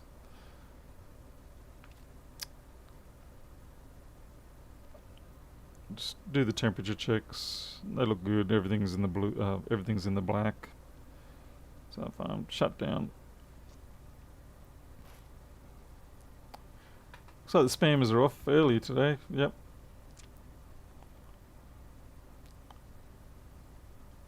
What's this, Damaris? No, Damaris is doing something else.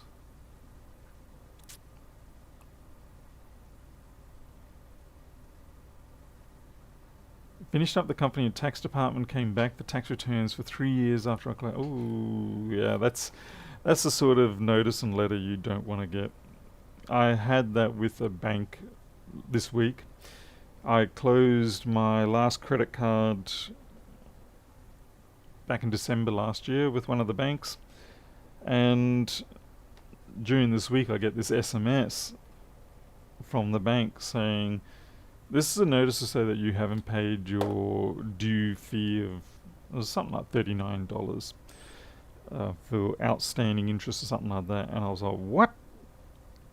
I said, that account is closed. I received this account is closed letter. It's a zero balance. I don't even have the cards for it anymore. I can't even access statements online anymore. Everything is done and dusted. And what irritated me is that it then took me 2 hours of running around and squawking. I deliberately had to pull out my Karen voice on Twitter. Twitter's a good place to be the Karen. And to get their attention, and eventually about 10 o'clock that night I did get a call from the bank. I told them to call me. And I said, is this going to settle it now? I was like, I don't want to be on hold or anything more. I have a hard enough time hearing and I can lip read people. I said, being on the phone is particularly difficult, especially when I'm put on hold for so long.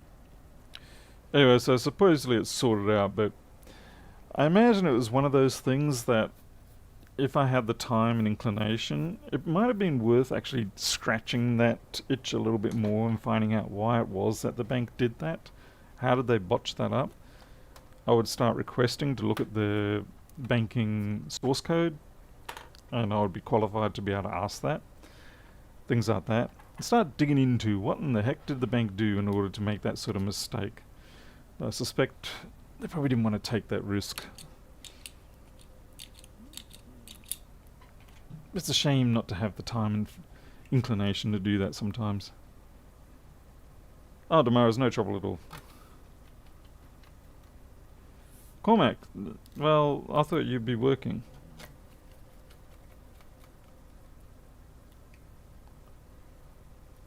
Had a phone call last week from the Australian Tax Office. She said, wanted to know if she was talking to the right person. I love it when they call you and then you've got to convince them that you are you.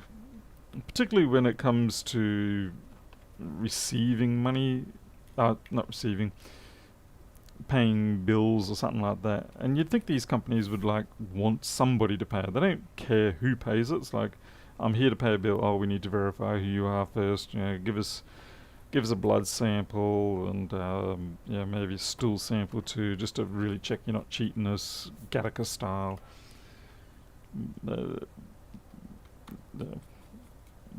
It's kind of amusing how these security things have gotten a little bit out of hand.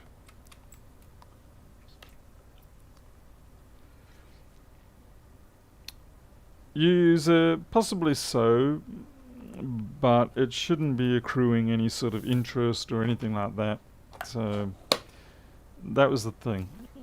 Somehow or another it managed to get itself some fees on it.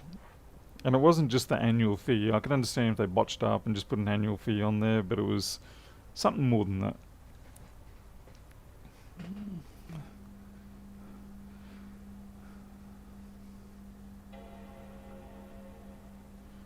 Oh wow, the call was real. To be fair, these places do kind of bring it on themselves. Oh man, looks like this needs to have notice how it's not coming up the Apple logo yet? I'm wondering whether it's going to need a PRAM reset. Or maybe there's nothing on the drive.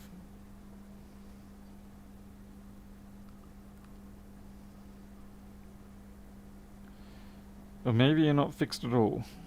I hate it when drives do this. Okay. I'll boot it into the macOS and see if it even sees that. Otherwise, it looks like I'm going to have to pull it out and... Oh no, it's booting off that, right.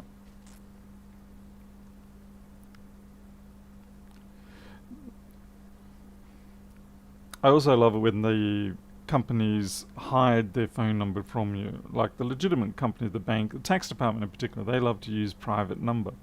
And now if I see private number come up on my phone, I'm going to ignore it. So they need to find a better way of communicating with us.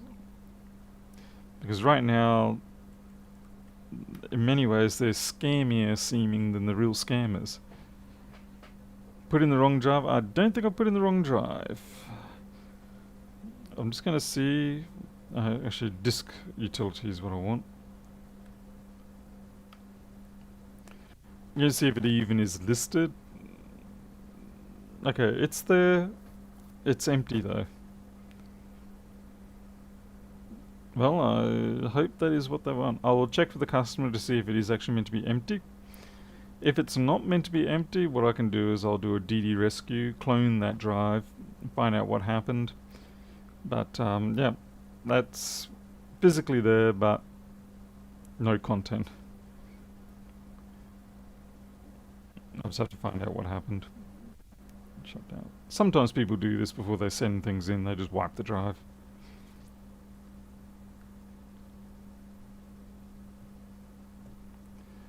Yeah, Annie, 555, good luck doing that.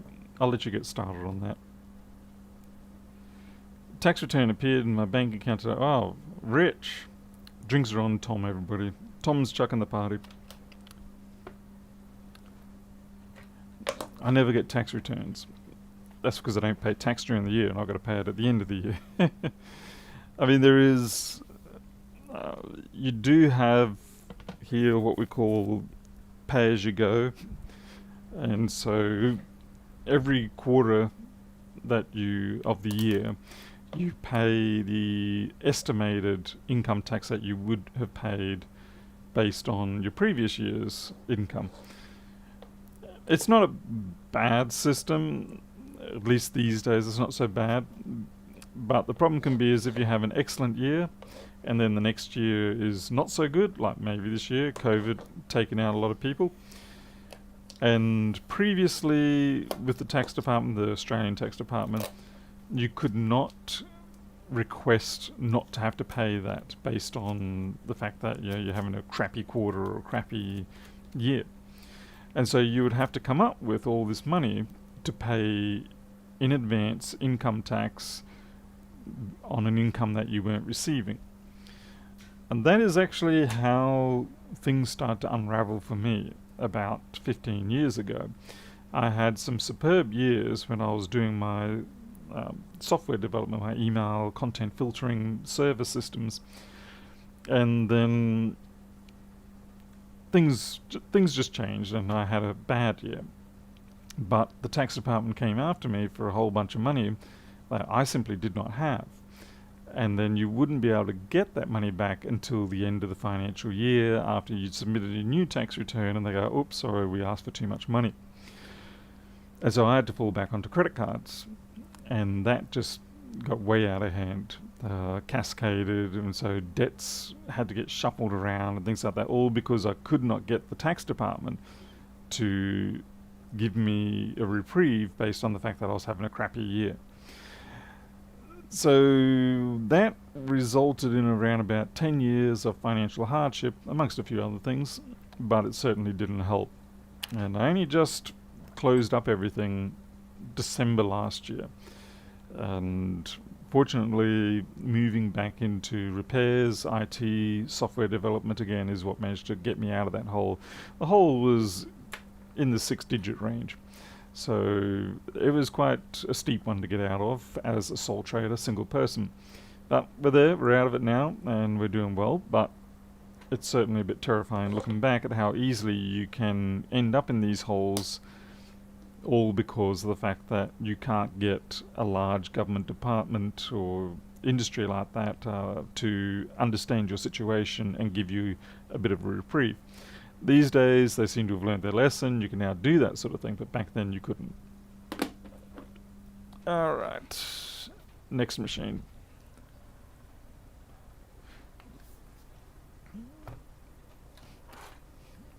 What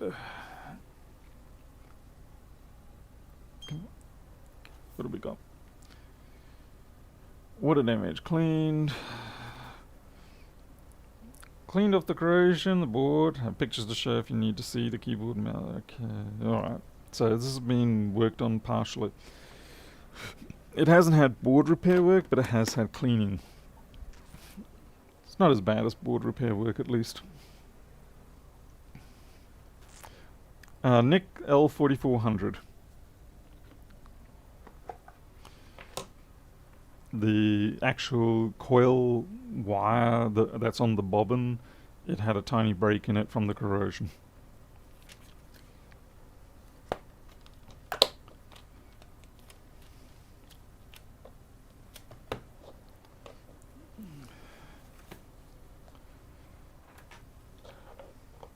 Yep, we're solved. All working just dandy fine now.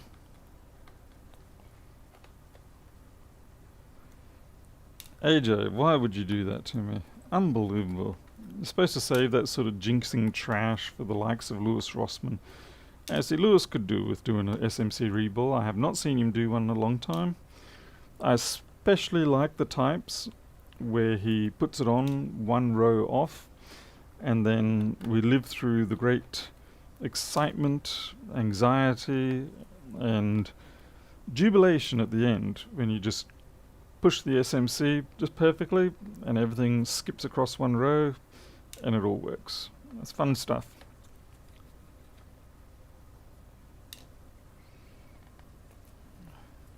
I really wish I knew which video that was in. It was a while ago now. Okay. Okay, it's got liquid damage all over here. Sort of can't really show up in the camera so well. Hey Jose. Ah, yummy steak. Yummy steak, thank you for your epic write-up. I'm sorry that I tend to have rather terse replies, time constraints and all that.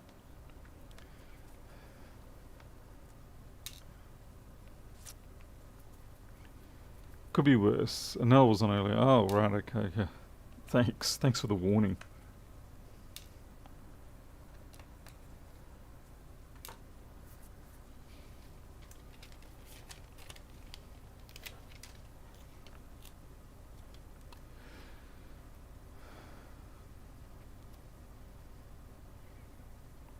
Oh, Jose, I'm glad to see that the lawyer helped you out. That's good.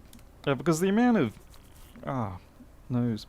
The amount of damage that that sort of thing does to your own health, to your family, to your financial status. Like, I mean, I've still probably got some grey marks on my financial records now. Even though the bank says technically that it's all over, I would not be surprised if I dug around that I could find that there's still black marks on it. And also, being honest to the banks about your situation is possibly the worst thing you can ever do, it seems. Certainly I saw no upside to it. If I had fibbed my way and just faked it till I could make it, I probably would have been a lot better off. I say probably, I mean, yeah, it could have easily not worked out. But it ended up I was still paying the same amount each month to the bank. But, oh no, oh, this is going to be bad. Corrosion in the connector, and that's all jacked up. What happened to my left arm? I caught my kitty cat today. She decided to run up a tall tree, and a very tall, narrow tree at that.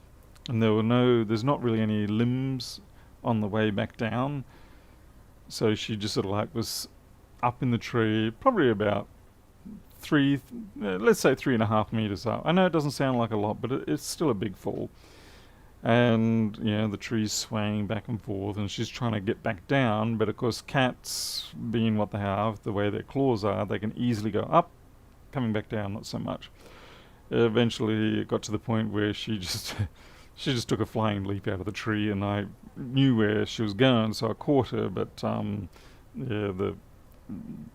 there's those marks, and there's marks on my neck, and a few other places where she made contact with me.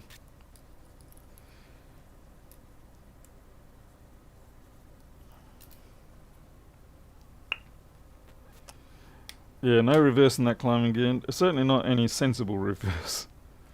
Yeah.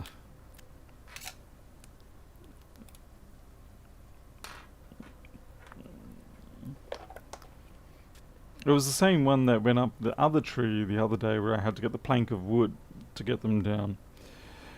She doesn't think. She's our oldest cat, and what she does, she just takes a whopping great big run up from the other side of the yard, bolts into the wedge, and then goes straight for whatever tree she can find. And she just doesn't stop until she runs out of momentum. ends up nice up and high. And then they look at you and like, oh, I can't get down. It's like, yeah, no kidding.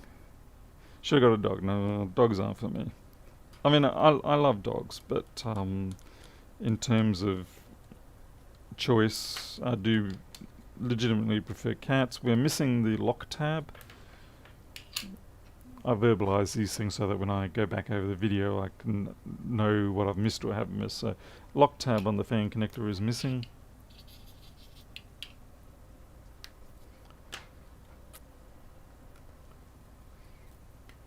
Magpie hunter. Oh, I've got to be careful of those things. I'm sure a few of you have seen the news reports about magpies going for people's eyes. It is a fairly normal, well-known thing, but we just seem to be having a bit of a run of it.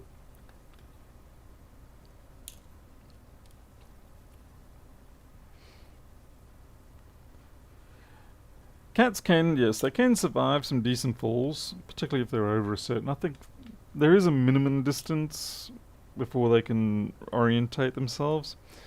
The trouble with the tree scenario is that it's not a clean fall. You have to still go through thin branches and things like that, and they can tumble the cat, and that's where your trouble comes in. Need to get a leather thing. That's not a bad idea, yeah. Either that or a platform that I can just raise up. Just keep the platform out in the backyard, and or one of those painter's platforms or something. They get up in the tree and I'll just raise up the platform, take them out. Okay, what have we got? We've got everything ready to come out. This is a 00165 board. Got a little bit of liquid damage. It may have gotten to the keyboard, hopefully not, but it may have. Cat airbag, there's another good idea. A little blow up castle. Yeah, one of those blow up castles.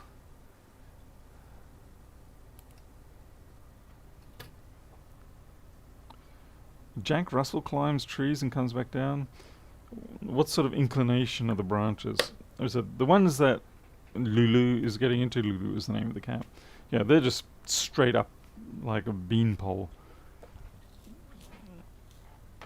It's unfortunate that the best trees that we have in this yard for cat climbing, with low, thick, wide-spanning limbs, are on the outside of the enclosure fencing because they're on the roadside, and obviously, as you can imagine, we don't want the cats going up into the tree, hanging over the roadside. If they fall out, yeah, you can imagine what can happen.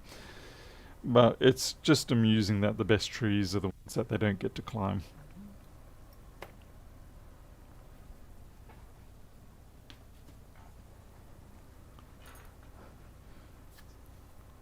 Climbs right up, hugging them. It's crazy. Jack Russells are crazy little dogs. Alright, let's have a look at the damage on this. Damage is stupid for damage.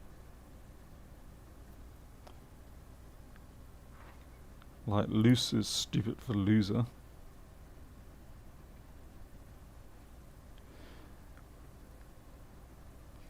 Now, my concern here is that that pin there may be too damaged to restore. We'll give it a flux and boil and see how it comes up, but I am worried that it may have corroded enough that it's going to break the bronze fork that makes up these contacts. It may end up breaking internally.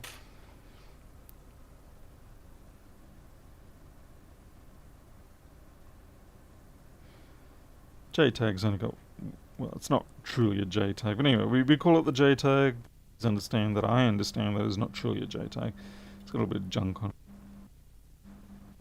I'm sick of people telling me it's not J-tag, and it's like, yes, I know, it's just common calling, common name for it.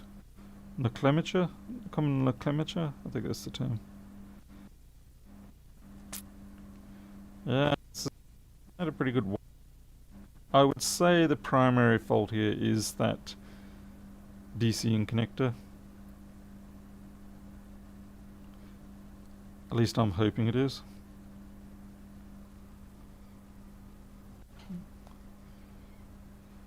bigger cat enclosure and transplant some of the low limb trees. I will not be able to transplant these ones based on the fact that they're about 100 years old and absolutely colossal. They're tamarind trees. I don't eat tamarinds much anymore, but as a kid I always did. This here could also be a problem. Nomenclature.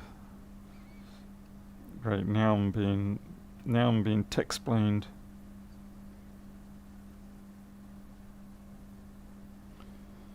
Ooh, I should use that on Lewis. It's like, hey Lewis, I'm going to tech-splain things for you.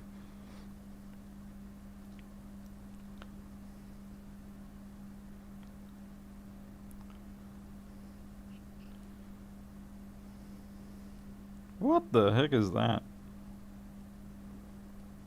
Like toffee. Tim Tam trees. Ah, yeah. They're usually in the same park as the choc mint chunk there. SMC, I'm afraid to say, looks fairly okay. Oh, you're...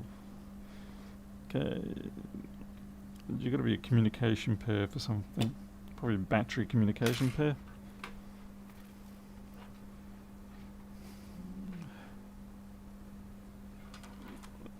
Saw a chip small burn marks all around it. It might not be burn marks, it might just be liquid that's dried up around it.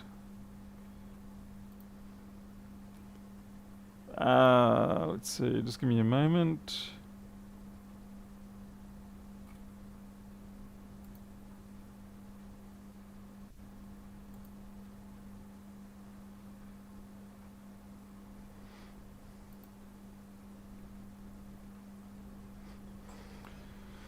Oh, Elita's here. Yay, finally. The audience got interesting. Elita, just been telling them about the acquisition of my massive scars here. Explaining how Lulu is a completely deranged kitty cat.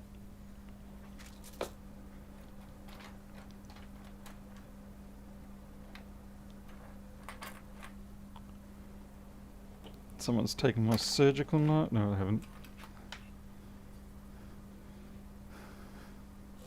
Yummy Steak, you gotta let me get these things first.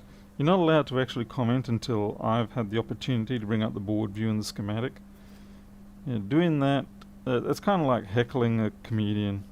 It's unacceptable. I'll have you removed from the room.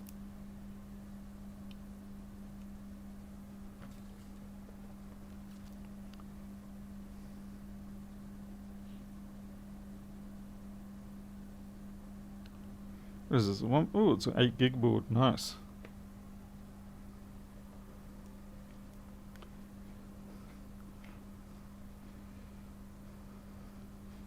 Elita doesn't know what a TriStar is. Don't even try and explain it. It's a thingamajig on a thingamabob that's in an iPhone.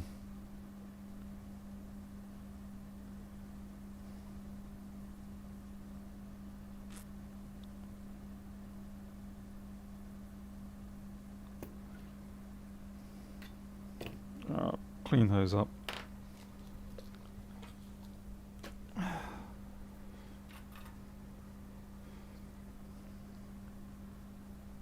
But Yummy Steak is now put in his place. He is now going to be a well-serving servant. You got to give me a couple of minutes to catch up. Come on. Everybody else gets the opportunity to think at the speed of light. I don't. I've got the real world to deal with here, including not putting my fume extractor on. Yeah, I just saw the camera do that flip thing.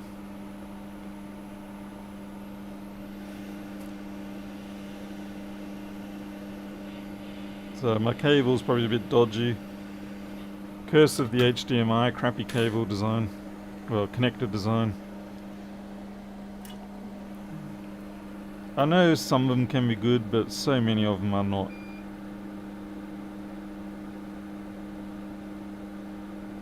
And naturally, of course, I've got one of the cheapest ones, so it's going to be cheap. Ah, not enough flux.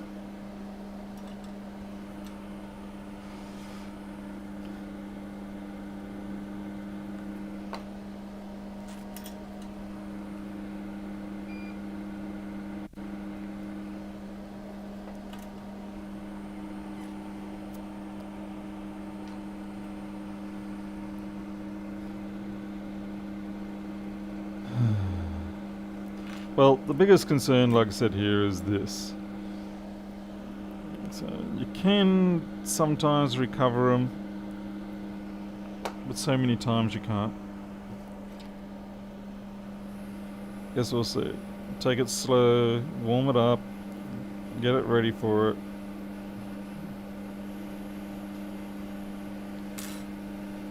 Just give it a chance to sit there and bubble and sizzle. And just wave it back and forth.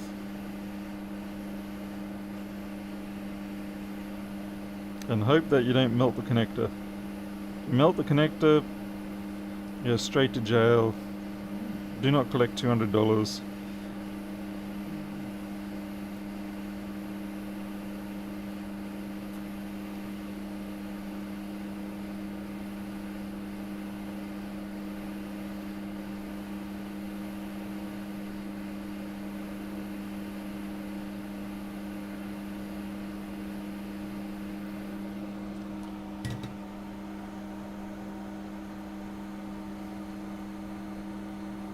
iPhone 12 would, I wish.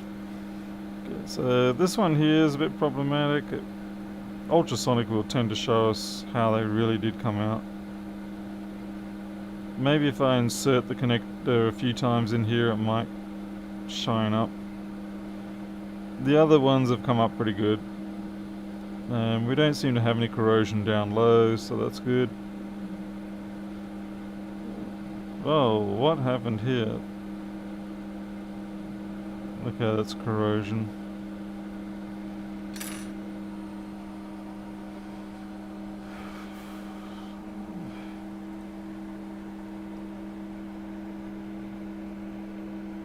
Pins themselves are okay.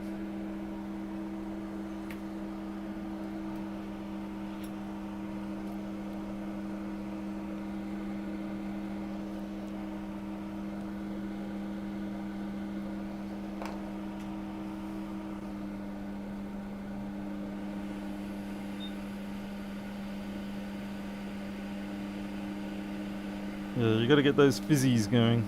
If it doesn't fizz, it's not doing its job. Not strictly true, but...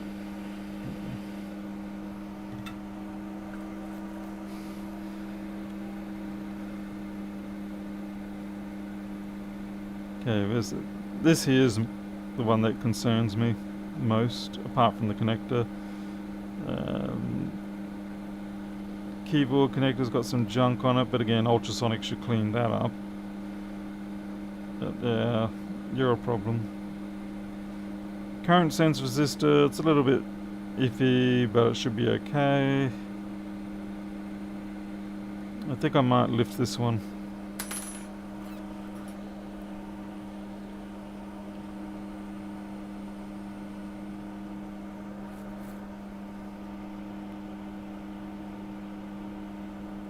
Oh, Travis, yeah.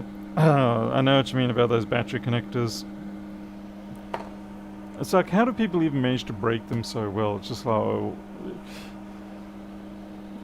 So how do you apply so much of the incorrect force to cause a failure like that, dislodging the entire connector from the board? I mean, what kind of talent do you have? It's a special talent, that's for sure. Some people, you gotta accept that there are some things you are not good at, or that you shouldn't do. Like, if you fail at first, maybe skydiving's not for you.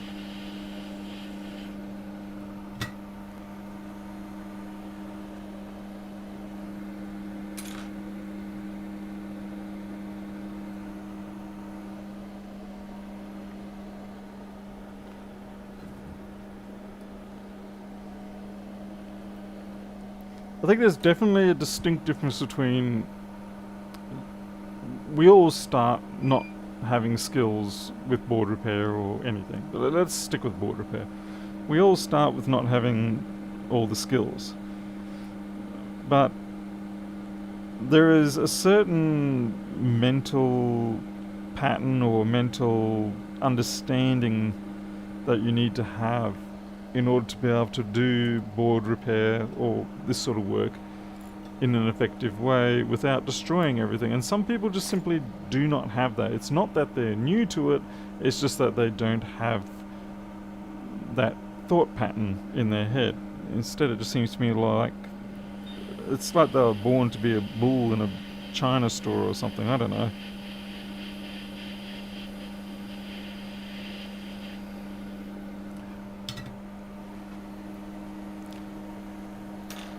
People can have a bad day, but more often than not I find that a lot of the really spectacular damage on these things tends to be by people who have a greater sense of their abilities than what they actually do have.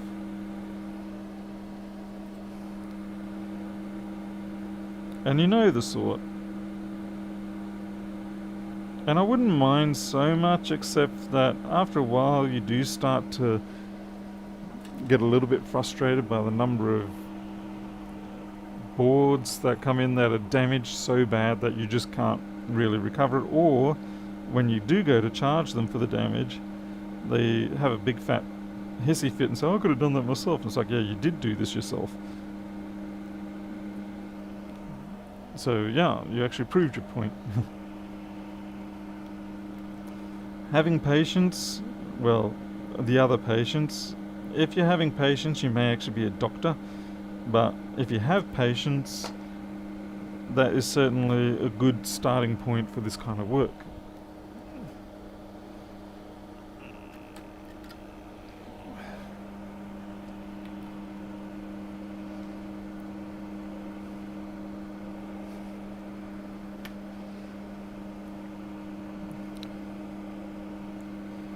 Oh, some mongrel already took that one.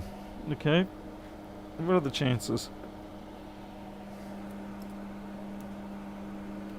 I'm not exactly sure what that chip is at this point. I haven't bothered to check. I'm just simply in janitor mode at the moment. Yeah, to do this sort of work... Oh, there's a bug there. Better get rid of that before... because if it burns, it's going to stink the hell out of everything. You don't have to know... You don't have to know the theory of the electronics. You really don't. But you do have to have the light touch, the skill, the willingness to learn, the acceptance of mistakes happening, all that sort of stuff. And sometimes you have to just go deeper before you can get out of the hole that you created.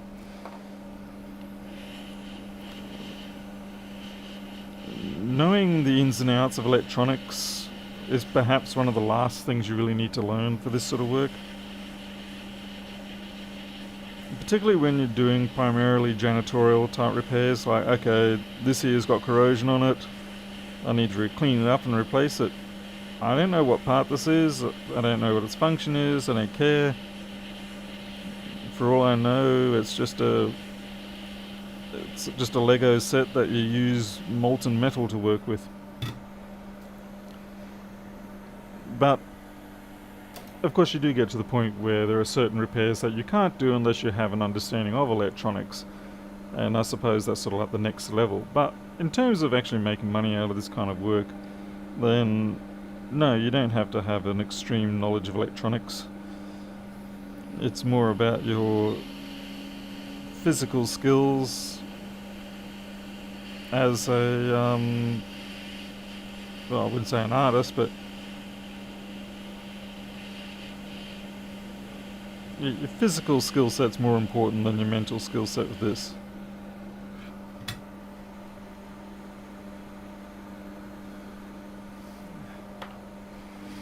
Any 555, nobody knows the I equals ER stuff anymore. Everyone knows it as V equals IR. Vir.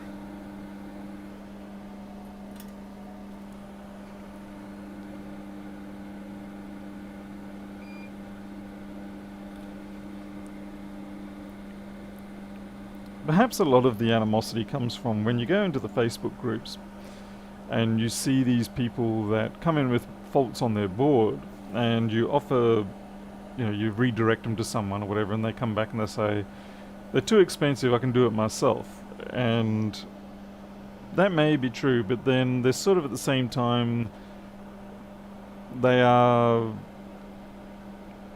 I can't think of the word I want right now,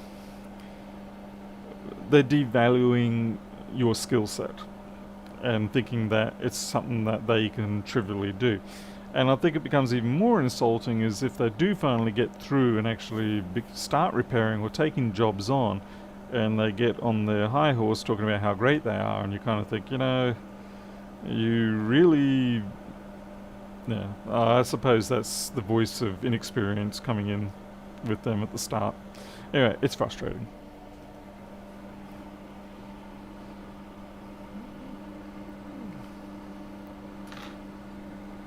Anyway, so that one's fixed up.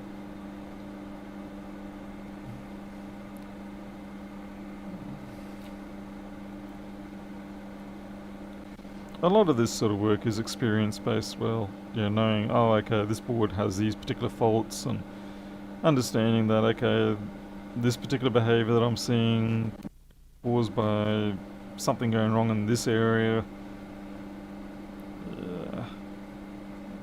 The BIOS doesn't look that great. We'll just give it a wash.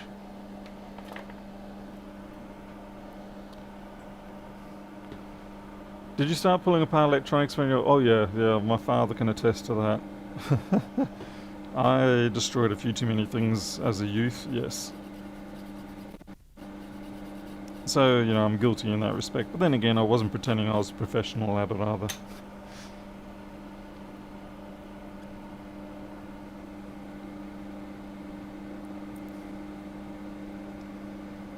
I'd say one of the key things that would probably alleviate a lot of the animosity between the old and new sort of thing is when people get started if they worked on their own equipment. Too often you see people who work on customer gear and you see them destroy customer gear. And I understand sometimes you really are confronted with the scenario that you have to work on the customer equipment and you've never done that particular job before. And I think in that particular scenario, it's important that you stress to the customer, no, you don't actually want to do it, or you don't normally do it, so that the customer is fully aware of the fact that they are taking the risk and effectively you are using their equipment for your personal training. And if you do that, I tend to, or it has happened to me a couple of times, I reflect that by the fact that I barely give them a bill, or you just don't charge them for the labor or anything like that. So you're giving them back a discount for the fact that they took the risk or the chance for you to be able to service that equipment that you may not have normally. It looked like the last chip may have had a crack in it. Really? What, the BIOS chip? Nah, that's a hair. Good old hair, mate.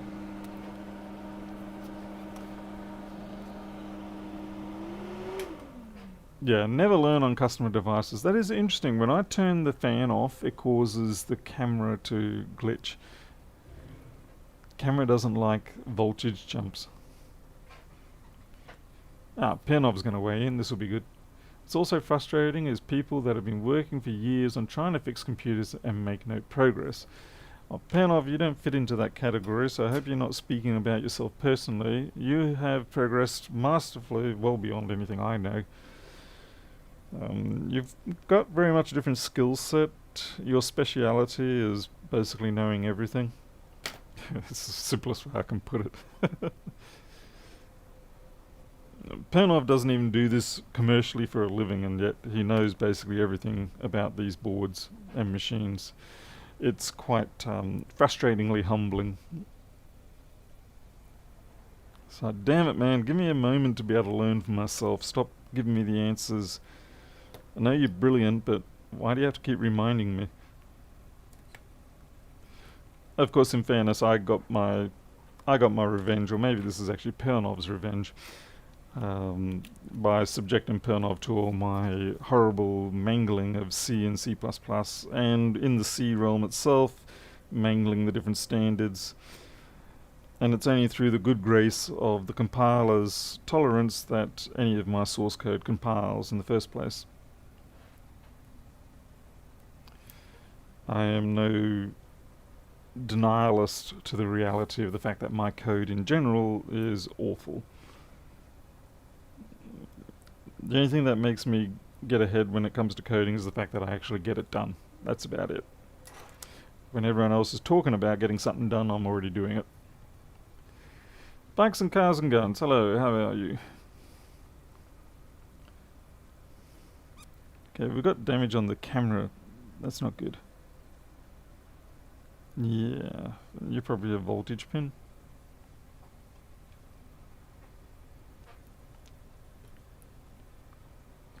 Yeah, power surge, possibly when the coils collapse down. Maybe there isn't a snubber on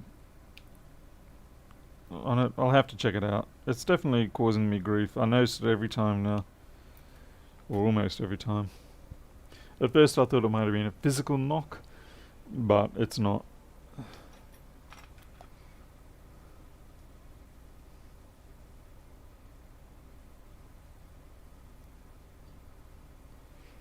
Yeah, let's see what Pernov was talking about.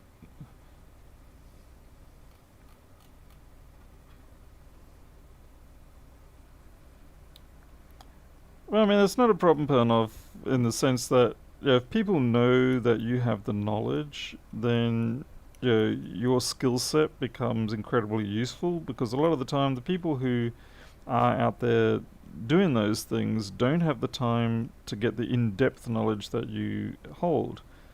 So it becomes a nice two-way sort of acceptance or understanding of each other.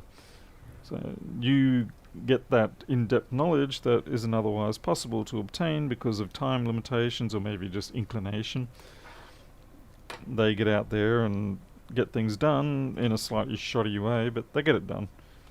And then you can berate them afterwards about how shoddy it is and lord over them. And then everybody's happy, I think. I'm gonna need a new one of those.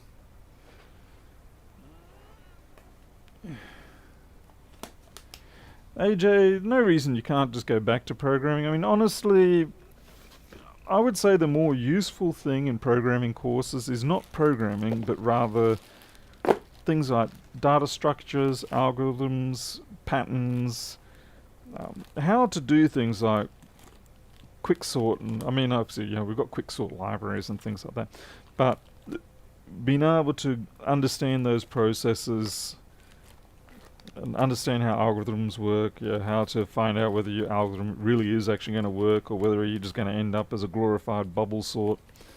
No shame to bubble sort. It is a very useful starting point sometimes. But I would say the best way to learn programming, if you want to learn programming on a commercial type scenario, is to find a project that you want to code, and I mean really want to code, and just start coding it.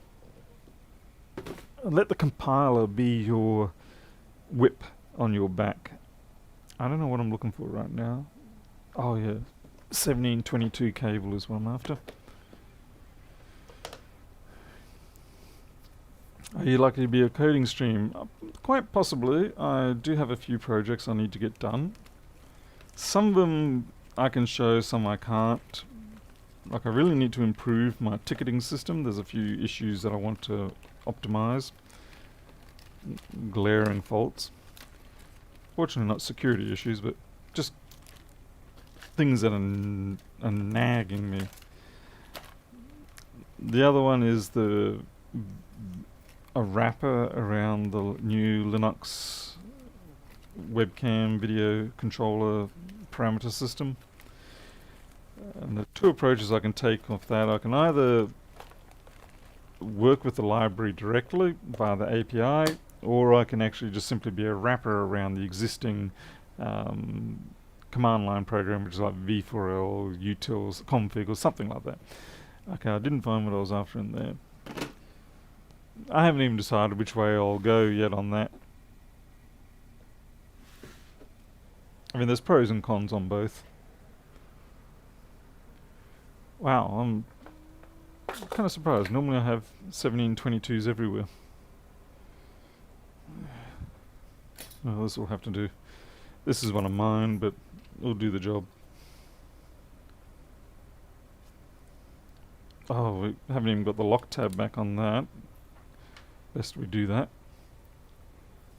Making an angled stand for the scope. Well, that's always an idea.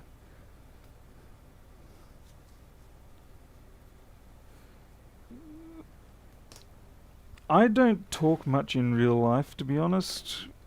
Just ask my wife. And before you guys bring out the usual stupid, aka sexist retorts, I just don't generally talk a lot. I save it when I'm on live streams. Like I just bottle it up. I got a backpack full of talk juice. Some people call it alcohol. Personally, no, it's not true. I'm not drinking. But in real life, I tend to say very little. I wouldn't say very, very little. I just don't say a lot. I wonder if my wife's here. Alita, are you here? And she'll tell you. It's a point of frustration, in fact. She wishes I would talk more. It's not like I'm mute or anything, obviously.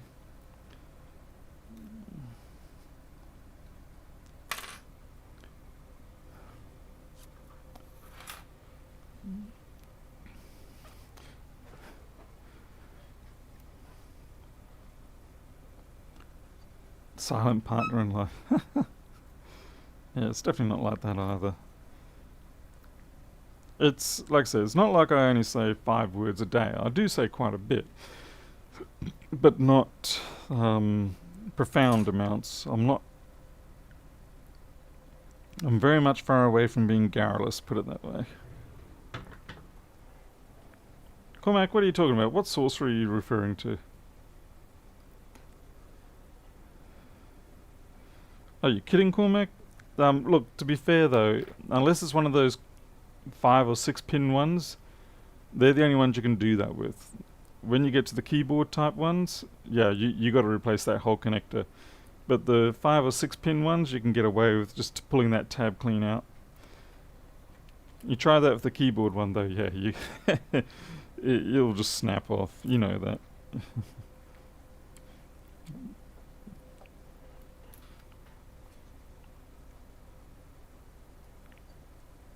Honestly, though, I mean, I'm surprised they don't make them all just the one where you can, do what I did on the compact short ones there. But I suppose there's a problem with that lock bar stability. It would tend to have it would tend to pop out a little too much, perhaps.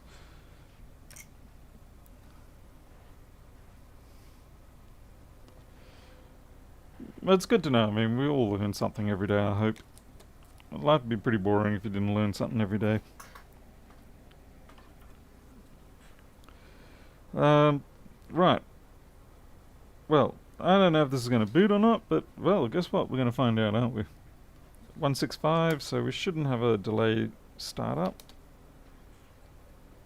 We've got a fan spin. We're going to get a bong. Chipmunk's alive. We've got green. And we've got boot options. Huzzah. Okay, so it looks like we're fixed. We've got an Apple logo. Yeah, where's my... I didn't get to have... Oh, I bought snakes. I got a leader to buy me snakes tonight, so I'll have to try really hard not to overindulge with them, but I do love snakes.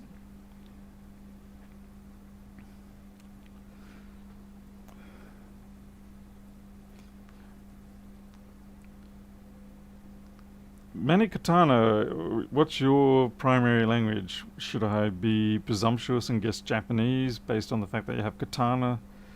But that would be, yeah, presumptuous, would it not?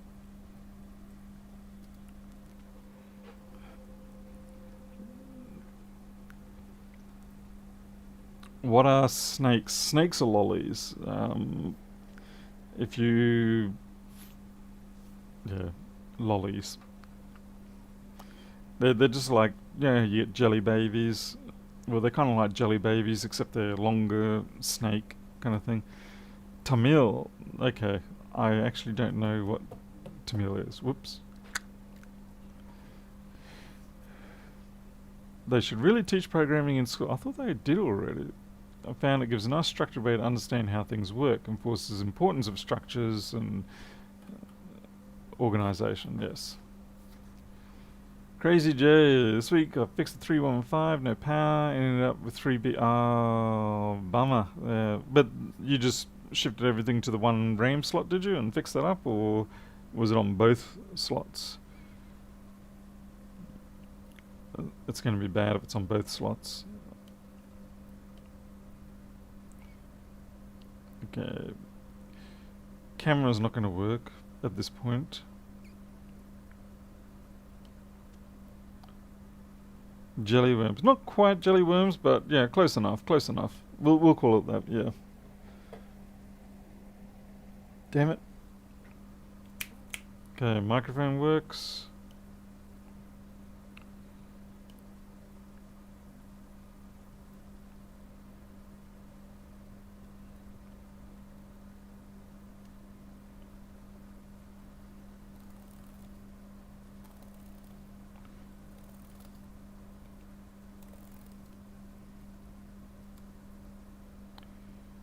Caps, right.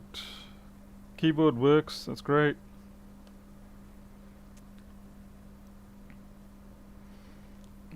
Wi-Fi, yep, Wi-Fi is good. Speaker works. Pressing the wrong button works. Every keyboard has the wrong button somewhere. Yes, keyboard tester is on GitHub. Yep. Tom George, the biggest frustration I have with snakes is that they don't produce enough orange ones in there. Orange and green. Instead, most of the bags that I end up with are laden with port or some other, I think maybe grape or something like that. It's not enough orange and green ones in it.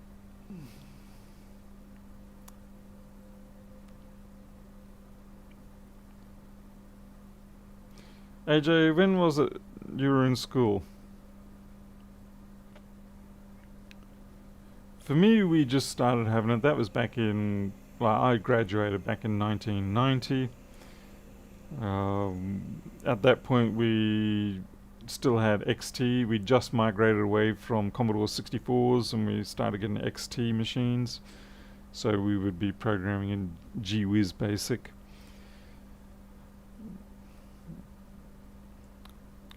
Frame rate's a bit down, but temperatures are also down. Oh, because I haven't got a battery plugged in, that's probably why.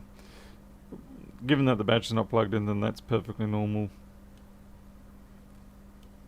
Alright, looks like we're pretty much fixed. Can't complain. We'll shut this down. It'll also have to go in for the ultrasonic clean. We'll do that tomorrow.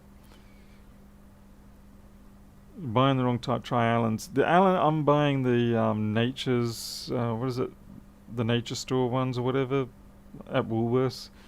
The Allen's ones are just a little bit pushing me too far.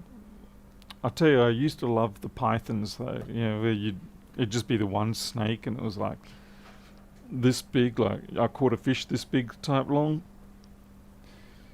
You're supposed to take all day to eat that thing, but you'd always take it down in less than an hour, and then you'd feel pretty bad afterwards, but at the same time you'd be tripping out from all the sugar. That was fun. I can't really do that anymore these days, unless I want to die. So, alright, so the point of all that, at least initially, was to show that that connector is okay, and it is, because we had audio, the audio chip's on here. We had the USB activity, the chipmunk showed us that. So no dramas there. So it's good. Yeah, we'll put this into the ultrasonic. And hopefully when it comes out, and I do the other tests, like the SD slot, it passed those tests as well. Crazy Joe has both slots. Oh, sorry to hear that. Suppose it's somewhat inevitable. I mean, they are getting on a little bit in the age now, and both slots are starting to fail. Yeah, there we go.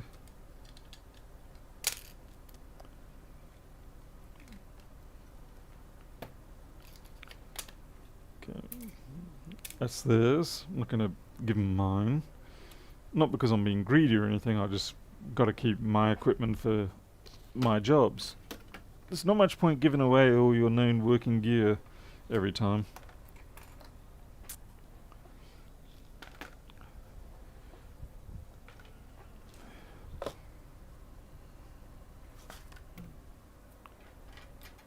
Dun, dun, dun. Here we go.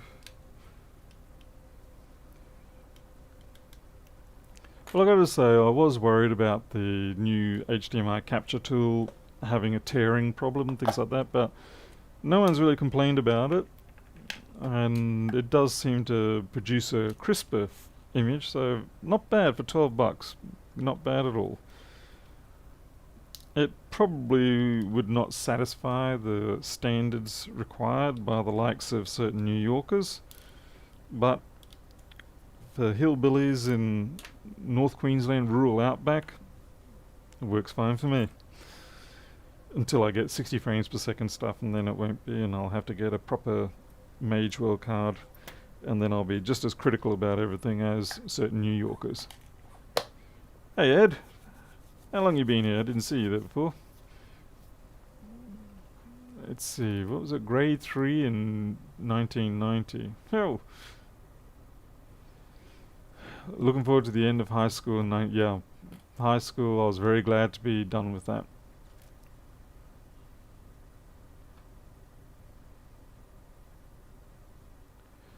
So principal told, this is for AJ, principal told me unless you're a doctor, year 12 is a waste of time. Interesting. I think if you're going to get involved in engineering, science, anything like that, year 12 is probably still useful, particularly if you take the sort of classic chemistry, physics, that sort of thing. Chemistry, physics, advanced maths, or math 1, math 2. I think it lays down a useful foundation. It's not a guarantee that you will have any success at university. Just ask me about that. But most of the time, it's not because of perhaps your intelligence or anything, but maybe you're simply the sort of person that prefers to go out there and do things. Yeah. Some people work very well with the study regime. I know there's several of the people that I was at university with for 3-4 years. They are actually, in fact, still at the university. They're specialist researchers, that sort of stuff, and yeah, that's what they're good at. But then there's also a lot of people like myself who took what we could from the learning. Yeah, I mean, you pay a hell of a lot of money for all of that stuff, and the hours you put in it, and all the assignments and things like that. You take, when you leave, if you don't graduate, it's not like you forget everything that you learned there at university. You take that with you. So you almost, other than not having a certificate to say you've graduated and got your masters or whatever, that's the only thing you don't walk out of there with, ideally. Ideally, you walk out with all of the knowledge that you did learn over those years and all the different courses. I mean, I know I certainly have. I still use, to this day, a lot of the stuff I learned in graphics principles. When I talk about graphics principles, I'm not talking about artwork or anything like that. I'm talking about the physics of color, light, materials, things like radiosity, rendering, ray tracing, all that kind of thing, all the math behind it. The programming, the algorithms and the complexity, the artificial intelligence, all that sort of stuff that you learn or are taught. If you can be taught it, you're not guaranteed you're going to learn it. You take it with you, so it's not a loss, okay? It can be a little bit hard on the people around you. They may feel disappointed that perhaps you didn't get your master's degree or whatever, but I think if it's not working out for you, particularly in this day and age, you don't really have to push your way through it, because you'll probably just end up being you'll get a negative association with it, so to speak. So if you feel like you want to start doing a business on the side, or you already got things to chase, jobs to do, then go out and do it. So you can always go back to university. It's not like the door shuts and you never go back. Yeah, girls were a big draw card for me. Yep. I was I was not a popular guy at school in that respect. I wasn't unpopular, but I never had a girlfriend or anything really at school. But then when I hit university, it was like a whole new thing, and I kind of got distracted for a few years there. Yeah, good thing. Anyway, the smell of hydrogen sulfide. Oh, who's farting in here? I think the worst thing in chemistry is when you accidentally create. Oh, damn it! Forget what it's called now. I'm gonna have to look it up before I make a fool of myself. Liquid that smells.